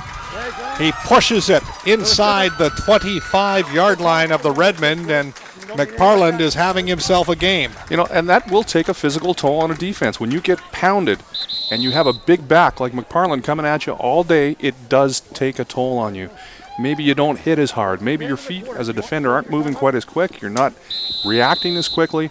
it takes a toll, especially late in the game. When we're in the late stages of the third quarter, heading to the fourth quarter. The offense always starts winning this battle. They wear down the defense. McParland is really showing us what he's got at this point. And the officials say that is the end of the third quarter, so we will go to the fourth in what is shaping up to be a great finish to this Lanark Renfrew High School football final from Arnprior. The Redmen leading the visiting St. John's Spartans by a count of 21-12, but St. John's knocking on the door, trying to get a little bit closer. Here's the other thing I was going to say. I don't think Arnprior has seen a back this year with that kind of strength. I think you're right. And we know at the high school level how important it is if you have a back. You had a kid named Corey Raditz last year with Fellows who, in a brand new team, could be a game changer. Oh, Raditz had incredible speed, and apparently McParland does too. And we haven't seen his speed, but we've seen his ruggedness today, his toughness, and how the legs just keep turning. Carson Dean in under.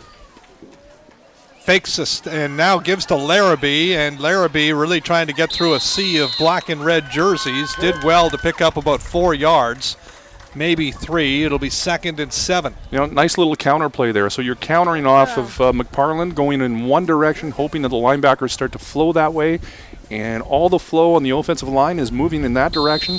You just counter the other direction. You can see it here as it's off tackle right, as he tries to get through the line, and not a lot there as Arnprior really stuffed it. And if you've got a defense that stays home, that play won't work. Now this time a handoff again. McParland has it. Trying to get out of the backfield, on his way to the end zone. Touchdown, St. John's. He is a one-man show. Just when it looked like he was wrapped up in the backfield, McParland scores again, his second touchdown of the second half. And he has brought the St. John's fans to their feet. Andrew Lesk had a real good shot at him, and I thought actually he was going to bring him down. And that just shows you how tough McParland runs, because McParland's leg just ran right through the tackle. So it's now a 21-18 game. If they get the extra point here, they're within 2 in the fourth quarter. High snap, good job by Brown to pull it down, and Robertson bangs it through. And that makes it a 21-19 game. Give kudos to the St. John's coaching staff. They weren't having a whole lot of success with running the football up the middle. The ground game, limited success in that first half. But you know what? They stuck with it. They saw something there. Not every coach will do that. Sometimes coaches will go away from that game plan. But I guess the fact that that Carson Dean was having a bit of a rough day today, throwing the football, I think made the difference here. That you've got to put the ball in the hands of your biggest weapon. And in this case, for St. John's, that weapon is McParland, who's a fantastic runner. And again, St. John's has not put the ball in the air since that ill-fated play late in the first half that was intercepted by Bott for the touchdown. They're going to have to, though, because Arnprior will load the box on you then. They're going to force him to throw it downfield at some point. Well, McIntosh, I apologize, I used the wrong name earlier. McIntosh gets the point after touchdown to make this a 2-point game. Now 21-19. Another squib kick coming up. Well, it worked once. This time Brown will try it again. It's a line drive. This one caught on the deflection, but very quickly the Spartans are on the defense with the tackle, and not a lot of yardage on that kick because of the way it was, but they wrap it up neatly, and it'll be a first down for Arnprior from the 52. Oh, look at this. Paul Henderson, number 82, making the tackle. 5'8", 155 pounds. So by any means, he's not a very big kid, but he hits like a ton of bricks. First down, Arnprior. We'll see what they go back to what has been successful for them, which has been that triangular approach in the backfield with lots of deception. And again, a very tight formation. Jagger Pro in under. And he'll pitch it back. Andrews is pulled down as he looked like he tripped a bit, gets to the midfield stripe. Pickup of 3. It'll be 2nd and 7. Another great tackle, a little bit of a shoestring tackle by number 80, Tanner Kozeel. We've seen him on special teams catching some of those kick returns now. We see him making some tackles on defense. Boy, Arnprior's going to want to start to gain some momentum back, and the way you do that is starting to pile up some first downs here, ball control. Start moving the ball a bit. This is a crucial second down, it really is. And we're in the fourth quarter now, 21-19 game. 2nd and 8. And we've got a flag down, And Perry is tangled up by that defense. And it will be third down, depending on the penalty call here. I'm wondering offside or procedure in this case. It came down so quick, and it is offside Arnprior.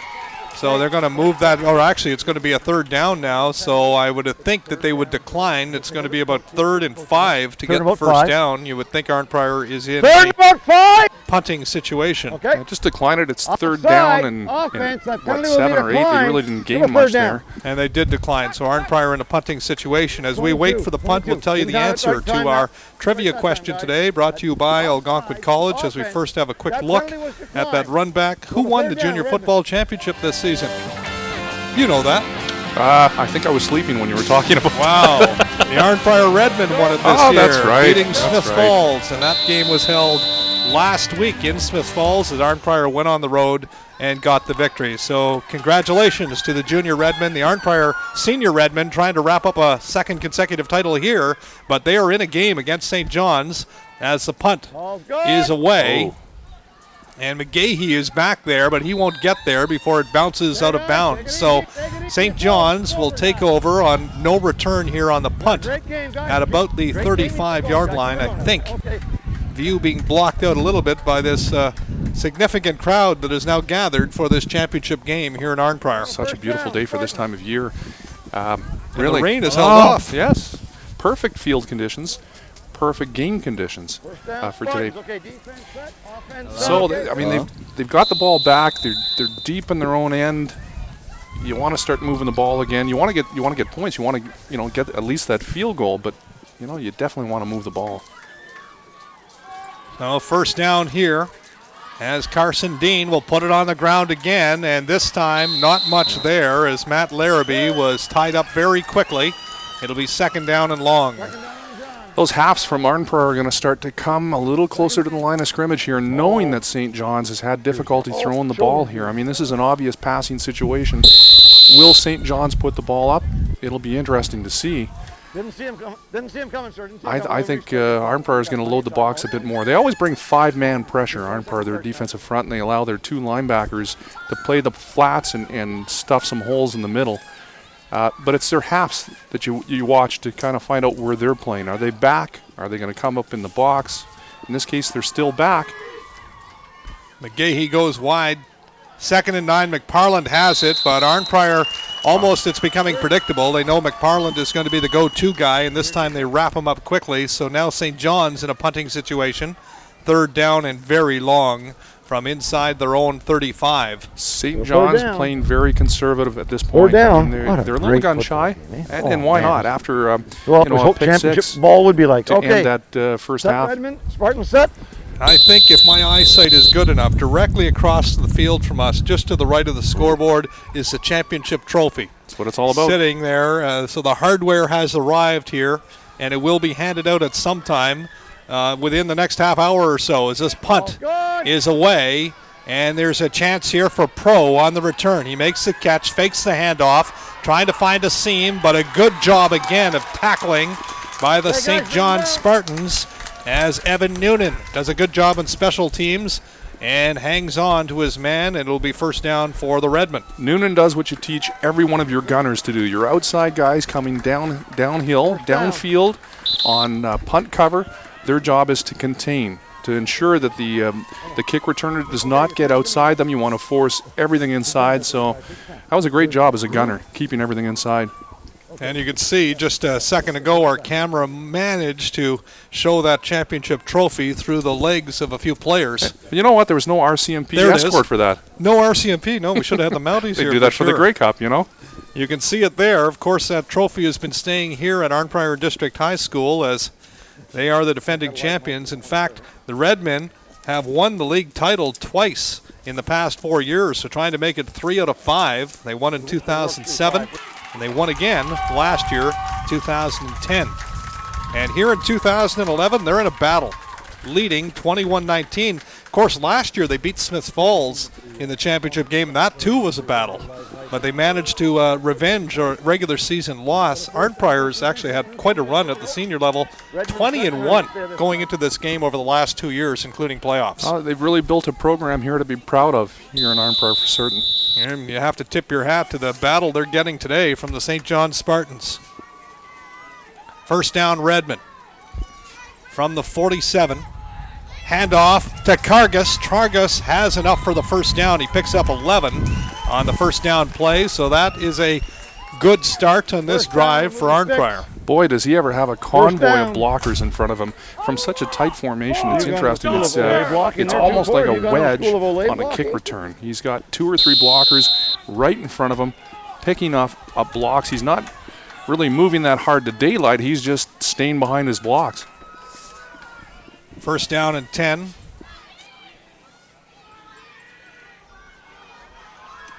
And off the snap, it is a handoff up the middle again. And this one is Perry who has it. He continues to pull the pile along very close to the first down marker.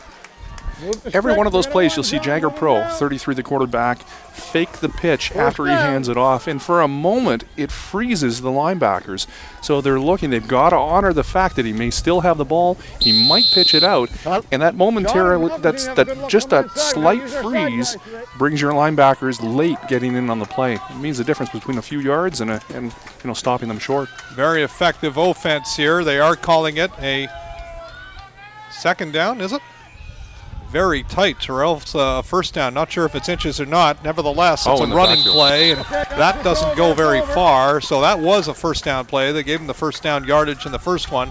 Second down now and 9.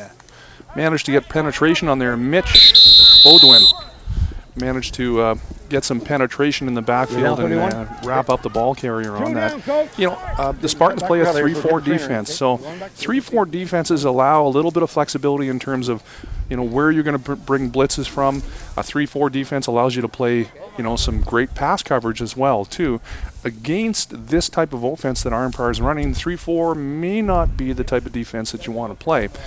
You'd prefer to have maybe a traditional 4-3. Maybe you want a 5-2. You want to load the box. You want to have your big fellows playing some gaps up front. The splits are tighter by the O-line. I would tend to submarine and let my linebackers come up and make the play on it. But Arnprior is doing a great job. They're getting their blockers out front. Their blockers are keeping their feet moving, and they're pushing the defenders downfield. They're really winning the battle in the trenches. And again, that's where it all starts, right? Right up front. And the trenches, leaving a couple of Redmond injured. On that last play, Dylan Perry, you can see him still limping there on the sidelines, and he's been an important factor in the backfield. And the stellar middle linebacker for Arnprior, Mitch Bott, coming out. Interesting as he joins the offense, and of course last year he was a wide receiver, as we said earlier in the broadcast. So Bott gets a chance to play some offense here this afternoon. Looks like he's going into a tight end position. On the line, actually. First down. Or make it second and 9. Pro gives it to Andrews. Andrews with a seam, still on his feet. First down yardage, and the Redmen will move the chains as they punch it a little bit deeper into that St. John's end. Once he bounced outside, he found himself some daylight, kept his feet moving, made a great run. What a great culture of football in this community. Pat Sheehan talked about it. They love their Redmen here, and it really is a community event when they play. And, of course, this is a Wednesday afternoon, very difficult for people to get off work, but as they go into the bowl competition, there are some opportunities for weekend games, and apparently they're going to get another home game out of this series if they can win here today, so you would expect a big crowd on the Saturday. And, boy, are these two teams evenly matched statistically as well, too. I'll talk a little bit more about that in just a little while. Both undefeated coming into this game. Now the pitch back, as we look at the next broadcast, as Andrews will go to the left and pick it up at least about 6 or 7 yards. We want to remind you that our next Central Canadian Hockey League Junior A hockey broadcast is coming up on November 17th, and that will be the Cornwall Colts against the Smiths Falls Bears. And so you can watch that across the TV COGECO network throughout Eastern Ontario. Timeout called by St. John's at this point here. They're wanting to maybe stop the bleeding just a little bit here. This is an important drive for them for sure. Talking a little earlier about how closely statistically matched these two teams are, We're talking about the Spartans averaging 37 points a game throughout the regular season. Arnprior averaged 40 points, so both of them very high octane offenses. On defense, Arnprior gave up a total of 14 points in 6 games. That's an average of 2 points per game, if you can believe that. But St. John's, not to be outdone, they gave up 35 points, an average of just over 5 points, and they had 3 shutout victories, 4 straight shutout victories for the Arnprior Redmen this year. Which is quite impressive. Now, granted, 2 of those games against the new expansion fellows Falcons, a team that is still maturing, so that's where 2 of those shutouts came. But I think the regular season in some respects was tough on Arnprior going to the playoffs because the level of competition increased, and Renfrew gave them quite a scare here in the Renfrew County final last week, a game that most people thought Arnprior would roll over the Raiders. Well, I was here for that game, and I think Renfrew recovered an onside kick, so they had a chance late in the game to actually win that. They also had the 2-point convert. They dropped it in the end zone, so it was a very close game. 2nd and 4 here as the Redmen try to get at least the first down and keep ball possession and take some more time off the clock. Flag on the play as they pitch it out. It is caught and in for the touchdown if it stands. And we'll wait on the call here as the Redmen get the touchdown score, but we don't know if it's going to stick. Yeah, it will. And it will. It is a touchdown as Mitch Bott from Jagger Pro, and that's the first pass, a long one up the middle that we've seen Jagger Pro throw out of that formation. And definitely there is a kid who's very versatile on offense for the Arnprior Redmen. I've seen Jagger Pro play quarterback. I've seen him play running back. I've seen him play on the defense. He can play receiver. He's an all-around great athlete. That was a really good throw. That may be the nail in the coffin as the point after touchdown is good, and that makes it a 2-score game again. I think St. John's got a piece of that convert there, but not enough of it to block it. So a 28-19 count now as the Arnprior Redmen. Mitch Bott comes back over from the defensive linebacker position that he's played most of the season to join the offense. And he catches a touchdown pass, and the flag goes against the Spartans, and Arnprior bounces back after St. John's made it a 2-point game. They've expanded the lead. Well, they've really put some pressure now on the St. John's offense, and you'll recall the last series, I believe it was the last series, that St. John's getting a little predictable with the run, a little afraid to throw the ball up. Now they're going to be forced to start to try and get the ball downfield to try to throw. So it's time for their quarterback, Carson Dean, to step up. This is a time to be a hero. That's what this game is about. When it's your time, step up, be a hero. Fourth quarter rolling along here into the dying minutes of this contest, this championship game, which has been a fine game to watch. Short kick. So chance here as the ball bounces high. It's touched by the Spartans and is loose. And that could have been very dangerous for St. John's, but they retain possession, and they'll take over first down just outside the 40. You know, I like that approach that Arnprior is using on special teams on the kickoff. Both teams have either squibbed it or had the short kicks up in the air. You're giving up a ton of yards in terms of field position, but you're also giving yourself a chance to get that ball, to retain possession. Reminder to stay with us after the broadcast. We'll have the presentation of the championship trophy and a few post-game interviews as well. Try to get both teams if we can. Empty the backfield. Carson Dean will put it in the air, and this is a completion for Gabe Brown. And he has first down yardage, and so they'll move the sticks. First passing play of the second half for St. John's. And it was a very safe passing play. They emptied the backfield, so they had all their receivers spread out. They ran a nice quick little pro pass, quick little look in on the inside. Very safe play. Dean in under again. A couple of wide receivers here on the left. He puts it out there. Nobody home. That was tipped on the line of scrimmage, I believe. 92, the linebacker for Arnprior, who is Scott Forster. You know, he really does a great job of getting his hands in the passing lane. I've noticed that about that kid when we played him as well, too. Great job at that. His job is contain on the outside to ensure that there's no run play there. And if he can't get to the quarterback on a pass rush, he's going to get the hands up and make it really difficult for you to throw over top of him. 2nd and 10 from the 53-yard line of the Redmen. Passing situation. Brown goes in motion. Dean drops back. Pressure. He is sacked. That is a very big play as Zach Barutsky gets his first sack of the afternoon. Big loss here for the Spartans, and I don't think they have much choice but to go for it, as it will now be third and about 15 yards. You know, I think that pass was intended to be a short pass. Larrabee looked open on a quick little slant there. Carson Dean seemed to hesitate a bit, and by the time he hesitated, his receivers were starting to gear down into coverage, and at that point, he was done. Third down, and they're forced to go for it with the clock ticking here in the fourth period. Dean back to pass. Puts it across the middle. McParland was there, and just as he was about to make the catch, there was contact. No flag, incomplete pass, and Arnprior takes over on downs. Great job by Andrew McCauley coming up from his safety position to break that one up. He was right there as the ball arrived.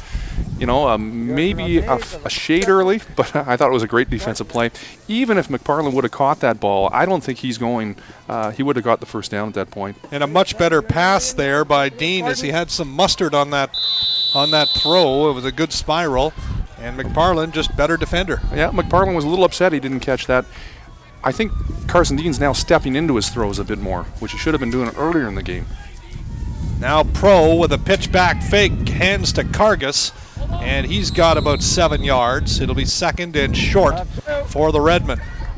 You'll notice this offense that Arnprior has been running basically all day, other than the first series or two. They've gotten into this tight, double wing formation here. And what it does is, by grinding things out, you're also just, wearing or eating clock time up. So it's ball possession, and they've done a great job, Arnprior, of that on offense today. Well, good teams find ways to win. Despite 3 turnovers today, the Arnprior Redmen have a lead here late in this game. A 2-score game as Andrews has enough for the first down as they continue to drive it in to the St. John zone. First down for the Redmen. And the initial blocks up front, that wedge blocking, is springing the back, but it's also the additional second level blocking that you're seeing Arnprior getting. So these are the tight ends. This is the extra back that's not getting the ball, that are getting to the second level and picking off the linebackers and making some great blocks and allowing their backs to spring it for a few extra yards. Jagger Pro has played a lot at the quarterback position here this afternoon. Will take the snap. Furlot in motion. Corner blitz. Offside here, going to be against the Spartans. Free play, and not much there. As somebody jumped on the Spartan side. I don't think he was drawn off. Andrew Campbell coming on the blitz. It looked like he was coming from the corner. I've got him listed as a safety, but I think he's been playing corner all day. He came on a safety blitz and he just didn't time it up, so he hit the line of scrimmage. He was across the line of scrimmage when the ball was being snapped. And, that's not a bad idea, though. Bring the corner blitz. Hopefully you get in the backfield. You can bust it up and make a tackle right in the backfield. 2 minutes to go. So that is going to be now a 1st and 5 here for the Redmen as they get the opportunity to get a free play, essentially. Okay, Spartans, you have one time out left. I guess if you're St. John's at this point, though, on defense, you're not able to stop them. You got to start pulling some different things out of your bag of tricks here. So we've seen You're looking for a turnover at this point. Oh, boy. Start tackling the football. Strip the football on every play. Every one of those defenders should be thinking about that. Now, having said that, you run the risk of not making the tackle and allowing the running back to get extra yards. But you're down late by a 2-score game, and you've got no choice. You've got to take some risks. Corner blitz again. 1st and 5 as they bring the house, but the pass out to Furlot in the flats. Furlot has enough for the first down, and finally wrapped up on the far sideline. It'll be Arnprior ball as they move the chains again. Queens coach Pat Sheehan talked about what a great athlete Furlot is, number 22. He is such a big receiver that if you don't match up, a defender, a corner that has the same size as him, he's going to use his size to his advantage, and I think that's what he did there. He just, he shields. He does a great job using his body to shield the defender off and make the catch. First down again for the Redmen as they try to punch in an exclamation point in this championship game. Jagger Pro will take the handoff, or hand it off, I should say, to Andrews, who is going to be torn down from behind. Good job of tackling there by Evan Noonan as he pulls down Dillon. He's hurt. And he could be, as he had to go a long way. to take Andrews down. We've called his number a couple of times on defense today. I think he's been doing a pretty good job making some tackles. He was given widespread accolades by the coaching staff in the Lanark championship game against Almont when they wrapped it up last week. It was interesting to read some of the newspaper articles after that game about how emotional it was for some of the players, the coaching staff, for the school in general. Again, striking that this football program has only been around for 5 years, and here they are, and you can just see how far it has come. And a very competitive program, and certainly in good shape moving forward. Also interesting that St. John's draws from a wide area. You know, there are kids from Smith Falls in this team, from Perth, of course, where the school is, from throughout Lanark County, and it really makes it a regional team in many respects. Well, certainly they've been building this team, you know, toward this 1 year here. So they're going to lose some players, you know, a significant amount of players next year. But it sounds like this program is really on the way to establishing itself, maybe to a Renfrew where they've got some culture and they've got, you know, years of successively good teams. And of course, winning breeds confidence and creates cultures. Winning breeds winning. That's what they say. Winning breeds winning. And as Vince Lombardi once said, winning is the only thing that matters. Boy, this is huge for St. John's here to be able to hopefully on second down, you know, put Arnprior in a position to just try and kick a field goal. 2nd and 12, actually, a 2-yard loss in the pass play. And a quick little pass out to Furlot, and they can't wrap him up quickly, but they do get him after a gain of about 5. So that will force a 3rd down play by the Redmen. Well, you know, Furlot made the first defender miss. He actually had a chance to make the tackle. He's such a big, strong, physical receiver, though. Kept his feet moving and managed to get, you know, some extra yards. Will Arnprior kick a field goal here? This is going to be interesting. It is 3rd down, is it not? It is 3rd down. I was wondering the same thing, as a matter of fact. Now we get a timeout call here, so they'll talk it over. Both sides will. You know, and if you're Arnprior, I guess you say, if we don't make it here, they still got to come back and, you know, they'll need 2 scores. So it's still a 2-score game. We kick the field goal, it's going to be a 2-score game. If we, you know, we manage to punch in, get the first down, and you know, get a touchdown here, wow. Now we've really nailed the nail in the coffin. And not much time can be left. We don't have an electronic clock here, so we don't know for sure. We just watch for the red flag that goes up from the line timekeeper, who tells us when there's 1 minute remaining in the quarter, and we have to be getting close to that. And right now, barring major turn of events, which would require some sort of turnover that would go the other way for 6, the Arnprior Redmen are really closing in on their consecutive back-to-back titles and their 3rd championship in the Lanark Renfrew High School Football League in 5 years. Notice McParland is out on defense for St. John's. I noticed that as well. Does he not look like a football player, though? He sure does. And I think what you're looking for, you're hoping for a fumble or an opportunity for an interception, and you put it in his hands and say, run, boy, run. Guys, set to go. Okay. At this point on a long field, though, you've got to put the ball up. You've got to make, you know, big chunks of yardage. You almost take the ground game when you're this far behind out of your playbook, so to speak. But having said that, what you say is true. You got a weapon like McParland. It may be a case of, if they get the ball back and they even have a chance, maybe you try to get him the ball in the air. You know, some slant passes. Maybe you run a corner pass or an out, but get the ball in his hands in space and allow him to get some extra yards. So 3rd down here. It looks like they are going to gamble. Are they calling it 2nd down now? I don't know how that could be. Does the yardsticks now say 2nd down? Kind of looks that way. It sure does. I thought for sure it was a 3rd down. In any event, here it is. And Pro handoff up the middle, and that is wrapped up quickly. 3rd down.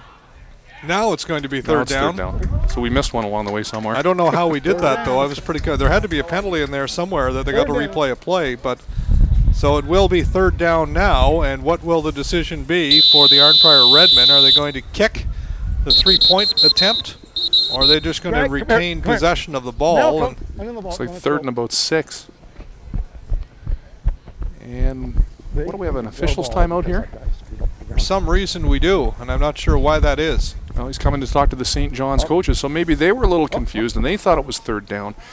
because I thought I did see the third down marker. So did I, and I'm pretty sure there were 2 plays before that, so I'm glad to hear that we're not the only ones that are confused.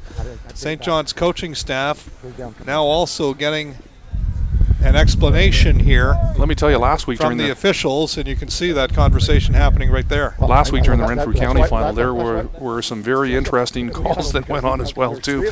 In fact, Renfrew missed the 2-point convert, came back to short kick it, and they actually gave the ball back to Renfrew for another attempt at a 2-point convert, and this is the one that the receiver dropped in the end zone. That would have tied the game.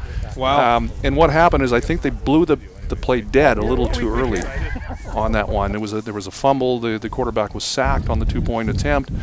Anyway, they were lining up for the 2-point, and then I've never seen that before. Then they were lining up for the short kick. They gave them the 2-point again, the 2-point convert attempt, which was unsuccessful, but they did get the ball on the short kick. And again, that one looked like it didn't travel 10 yards, so there was some discrepancy there. It was a really interesting game, trust me. Wow. Fun one to watch. Well, this is interesting. In any event, it is going to be 3rd down. Whether or not it's actually 4th, we're not sure. But technically, they're calling it a 3rd down. And the Redmen will go for it and try to finish off this game. And a handoff to Kargas is the ball carrier, busting towards the goal line, still on his feet. Touchdown. Great fakes on that play. I don't know, were you a little confused on where the ball was? I certainly was. They did a fantastic job, and I think that's what happened to the Spartans. They bid on some of those fakes pretty hard. And once Kargas got into the open field, boy, he was gone. Now Ryan Kargas with the touchdown run, and that should do it. As the Arnprior Redmen have now built up a significant lead here, but it goes right down to the late stages of the 4th quarter. It's a bad snap here, and they'll have to put it in the air. It's caught, but that will not, actually it's dropped now, so they fail on the point after, just a 6-point play. And as a result, that moves the scoreboard to 34-19 for the Redmen.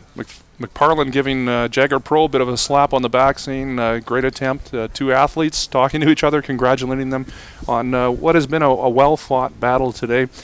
I think for the most part, though, I'm going to credit this so far to Arnprior's offensive line. Boy, they've done a fantastic job, opening up holes for the running backs and getting off the ball strong. I mean, they've owned the line of scrimmage is what I'm trying to say. And really, you have to say as well that this is about a very mature football program against an immature football program that has made tremendous strides over the short 5-year window that it has existed at St. John's. But it's got to be a great confidence boost for St. John's, too. They just played one heck of a football game. They've got nothing to hold their heads down about. St. John's has played fantastic today. Really, they have. Just that there's been some key points, though, where they certainly couldn't stop Arnprior's running game. So 34-19 here as the kickoff. Better get on that. And that ball is loose, and who has it? Is it no flags down, so no yards not called, and I think St. John's did manage to recover. The Spartan player who's been fielding kick returns all day, Tanner Kozil, unsure of whether he should catch it. I think he was thinking maybe it was going to go out of bounds. At that point, though, when you're not certain, you better grab that ball. And that often happens. And the thing on these high school football fields, these are not manicured like a professional field. Once it hits the ground, the bounces are bizarre. And you can see it there. That ball bounced about 10 feet in the air before it came back down. And then it was touched by a couple of Redmen, it appears, before it was fortunate. Yeah, St. John's was fortunate. Picked up. First down here for Carson Dean. Almost Hail Mary time. And he's going to put it in the air, and it is picked off by Bott, who has had himself a game. A touchdown on an interception return, a touchdown on the offense, and now a second interception. And that is the proverbial nail in the coffin. Minute flag is up. And Mitch Bott, congratulations on a fine game today. You've really stepped up. And all year I've watched that kid play, and I tell you, I've been impressed with how hard he hits on defense, how he flows to the football, and he's just an all-around great athlete.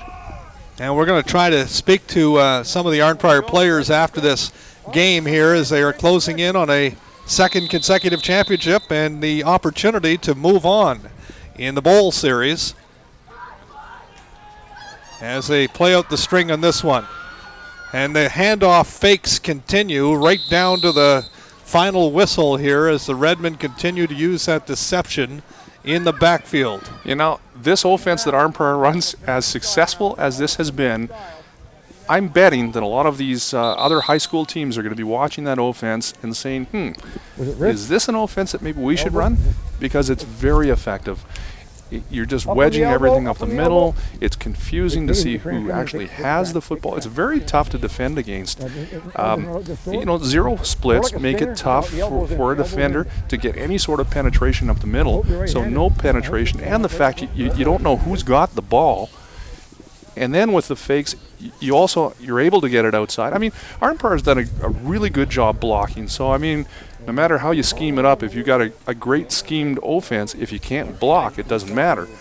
But I really like what they've put together here. I think some teams are going to have a look at this offense and say, maybe I should run this offense. It'll be very interesting to see what the Fellows offensive playbook looks like next year here. As, of course, for those of you who don't know, Chris Cooper is the offensive coordinator for the Fellows football program in Pembroke.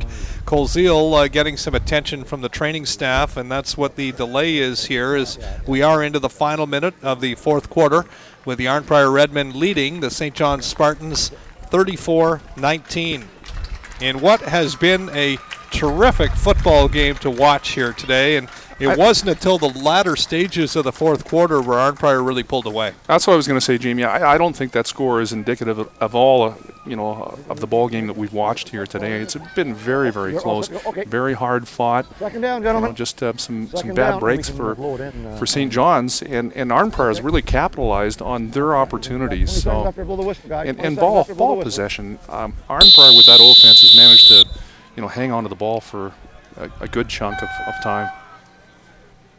And just again, playing it out here as we wait on the final whistle to end this game. And a handoff up the middle again, and this could be very close to a touchdown, definitely a first down. As it punched inside the 5-yard line, and Arnprior maybe trying to put one more on the board before the game ends. And if they do score here, and you look at the final score, you're going to say, geez, was that a blowout? But in my mind, it certainly wasn't. I think St. John's was in this game right until the very end, until, early in the fourth quarter, things seemed to slip away a bit. John Barron a chance to carry on that last play. He's in the backfield again as the fullback, and he'll get the ball, and Barron is in for the touchdown. Flag on the play, though, and that's going to be a hold against the Redmen, so they'll take those 6 points off the board as Arnprior trying to mix up the scoring a bit, and Barron, who has not played a lot in the backfield today, gets a chance to play late in the contest. Well, here's that stat I talked about, the Arnprior Redmen averaging 40 points a game. So well, they're knocking on the door to try to get that 4-0 up on the board. Maybe time for a play or two left as we were into the final 60 seconds of this contest. As the time is blown in by the official. Well, what a game. That's all I can say. I mean, it's been a real enjoyable afternoon. Get a shot at that Arnprior sideline maybe after this play. Again, Al Loomis, who has been here for many, many years as the head coach of the senior Spartans, as that ball is in the air. It is caught for the touchdown. Furlot, the talented receiver, gets the pass, and it is in, or was that Andrews? I think it was Andrews. Andrews, number 23. And Jagger Pro, not a perfectly thrown ball, but here's the interesting thing. He threw the ball behind the receiver. So when you throw behind the receiver, the defensive back has his eyes on the receiver, so he doesn't know the ball's short. So it allows the receiver to come back to it. He has the advantage. Well played by the receiver for sure. The defensive back had no chance. And the extra point is good, so that makes it a 41-19 score as Arnprior has scored 3 late touchdowns for Nathan Andrews. That is his 3rd TD of the day, so he and Mitch Bott are really the 2 game changers in this one for the Redmen. Oh, for certain, and Jagger Pro had a key role in this as well too. They've got a 3-4-headed monster there. Cargus had a great game running the ball. Their fullback has played well. And again, the offensive line, tough slugging up front. So, kudos to the Arnprior offense. 41-19. This could be the last play of the game as that minute flag has been up for a while. official timekeeper, letting us know that we're just about ready to hand out some hardware, and it will again go to the Arnprior Redmen, who will successfully defend their league championship in the Lanark Renfrew High School Football League. Up in the booth here, we have one of the injured players too for Arnprior, Josh LaFleur, who's one of the starting defensive backs, and I know, he's trying to contain his excitement and enthusiasm up here in the booth with us. Boy, the Redmen never stop playing. If you just watch that play, short kick, and Bott just about caught it as he was running underneath it.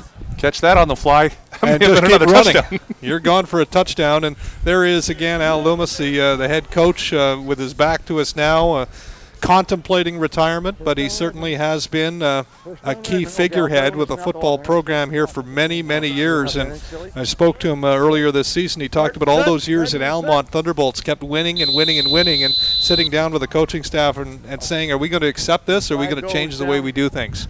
And they've created a winning culture here of football, and now it's the Arnprior Redmen that are the envy of the league. Well, they have a very, very dedicated group of players. I mean, they practice 2 hours a night, and they're there in the summer. They're starting to practice in the summer, going over their plays, and congratulations, Arnprior Redmen. And congratulations indeed. The Arnprior Redmen are the champions again of the Lanark Renfrew High School Football League.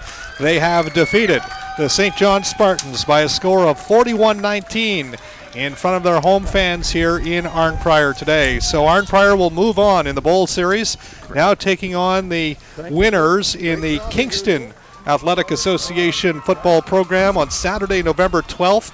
We understand that game will be played here in Arnprior, so certainly contact the school if you're interested in attending. Should be another great game as the football just gets better and better as you move on.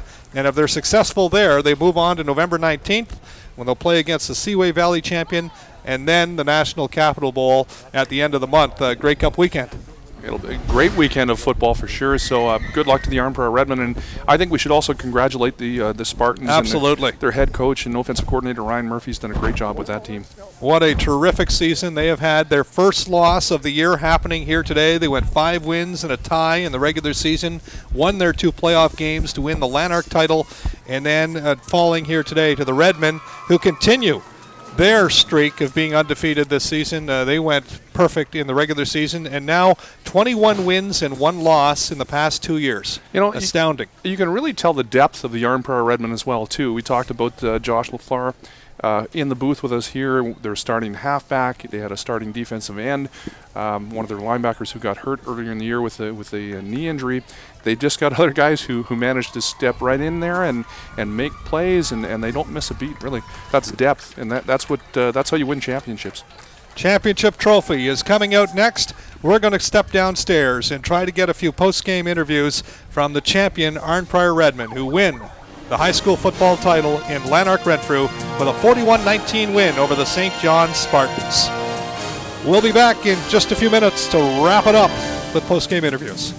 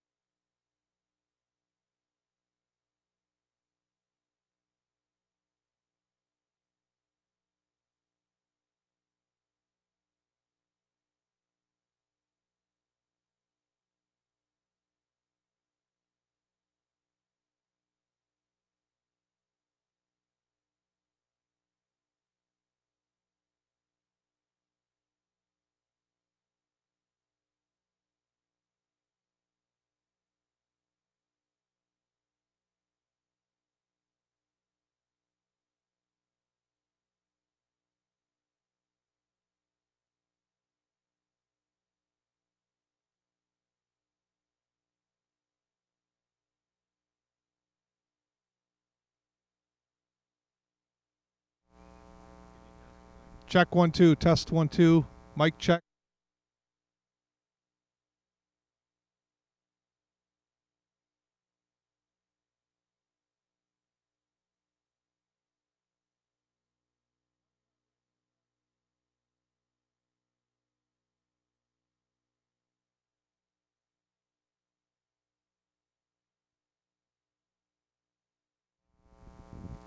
The Arnprior Redmen are champions again of the Lanark Renfrew High School Football League, winning their third title in 5 years and defending their championship from last year. Three of the stars of the game, starting with Mitch Bott, couple of interceptions. You got to play a little bit of offense today after playing defense most of the year. Talk about one of the key turning points of the game, the interception late in the second quarter. Well, I think what started off the turnaround was at the end of the first half there when we got that interception. That really shut down their offense, and we were allowed to excel on what they gave us. You've been with this program for a few years now, excelling right through from junior into senior, and now you're going into the National Capital Bowl run again. You won it last year. What do you have to do to be successful? Well, it's a new year, right? We got a new team. We're just going to have to work hard, give it 110%, go as hard as we can every day. Okay, Nathan Andrews, I'm going to bring you in here a little bit. You had a big game as well, 3 touchdowns today. You've operated under the shadow of your older brother who went to Queens last year and had a great season, but you had a great day today. What helped your team be successful? Well, our O-line was good, but at first they were doing pretty bad, but it was clutch. But our O-line kept pushing, so we got through. You played a little bit of quarterback today. You were a running back. You're a tailback. You were a little bit of everything, and that whole offense is centered around deception in the backfield. Talk a little bit about how that all comes together. It has to be a lot of practice. Well, the point is to spread out our offense so we have more threats all over the whole field. Just helps us a lot. Okay, congratulations. Good luck next week. All right, and Brandon Furlot, a late touchdown again today. Didn't get a lot of passes today. It was a lot of running, but you got a chance to get some points on the board, and must feel good to be a champion again. Oh, it feels great. I mean, we worked hard out here. It's been a lot of days after school out here sweating and showing what we got, and it feels great. You've had a lot of mileage off of that late touchdown pass in the snow last year where you won the title down in Peterborough. What do you expect? What do you have to do? It's not easy to win a National Capital Bowl, is it? Not at all. It's a lot of hard work. I mean, we need everyone out here working hard, working together. We have to do it as a team. It's not a one-man show out here, and we got to do what we got to do. What do you know about the competition moving forward? Do you have any sense of who you're going to be playing? Obviously, it hasn't been decided yet, but what do you know about those leagues? What type of brand of football do they play? They're good football players out there. We got to give them that. They know what they're doing. They know how to play football. So it's going to be tough. It's going to be hard, and we got to come out and work hard. Okay, Brandon, good luck next week. Thank you. 3 of the stars of today's game as the Arnprior Redmen pull off another title. They win today over the St. John's Spartans by a count of 41-19. They are champions again of the Lanark Renfrew High School Football League. That's the story here today from Arnprior. Bidding you a good day, Jamie Bramberger, along with Chris Cooper and special guest Pat Sheehan of the Queen's Golden Gales, who is along with the broadcast today. Thanks for watching. We'll see you next time on high school football on TV COGECO.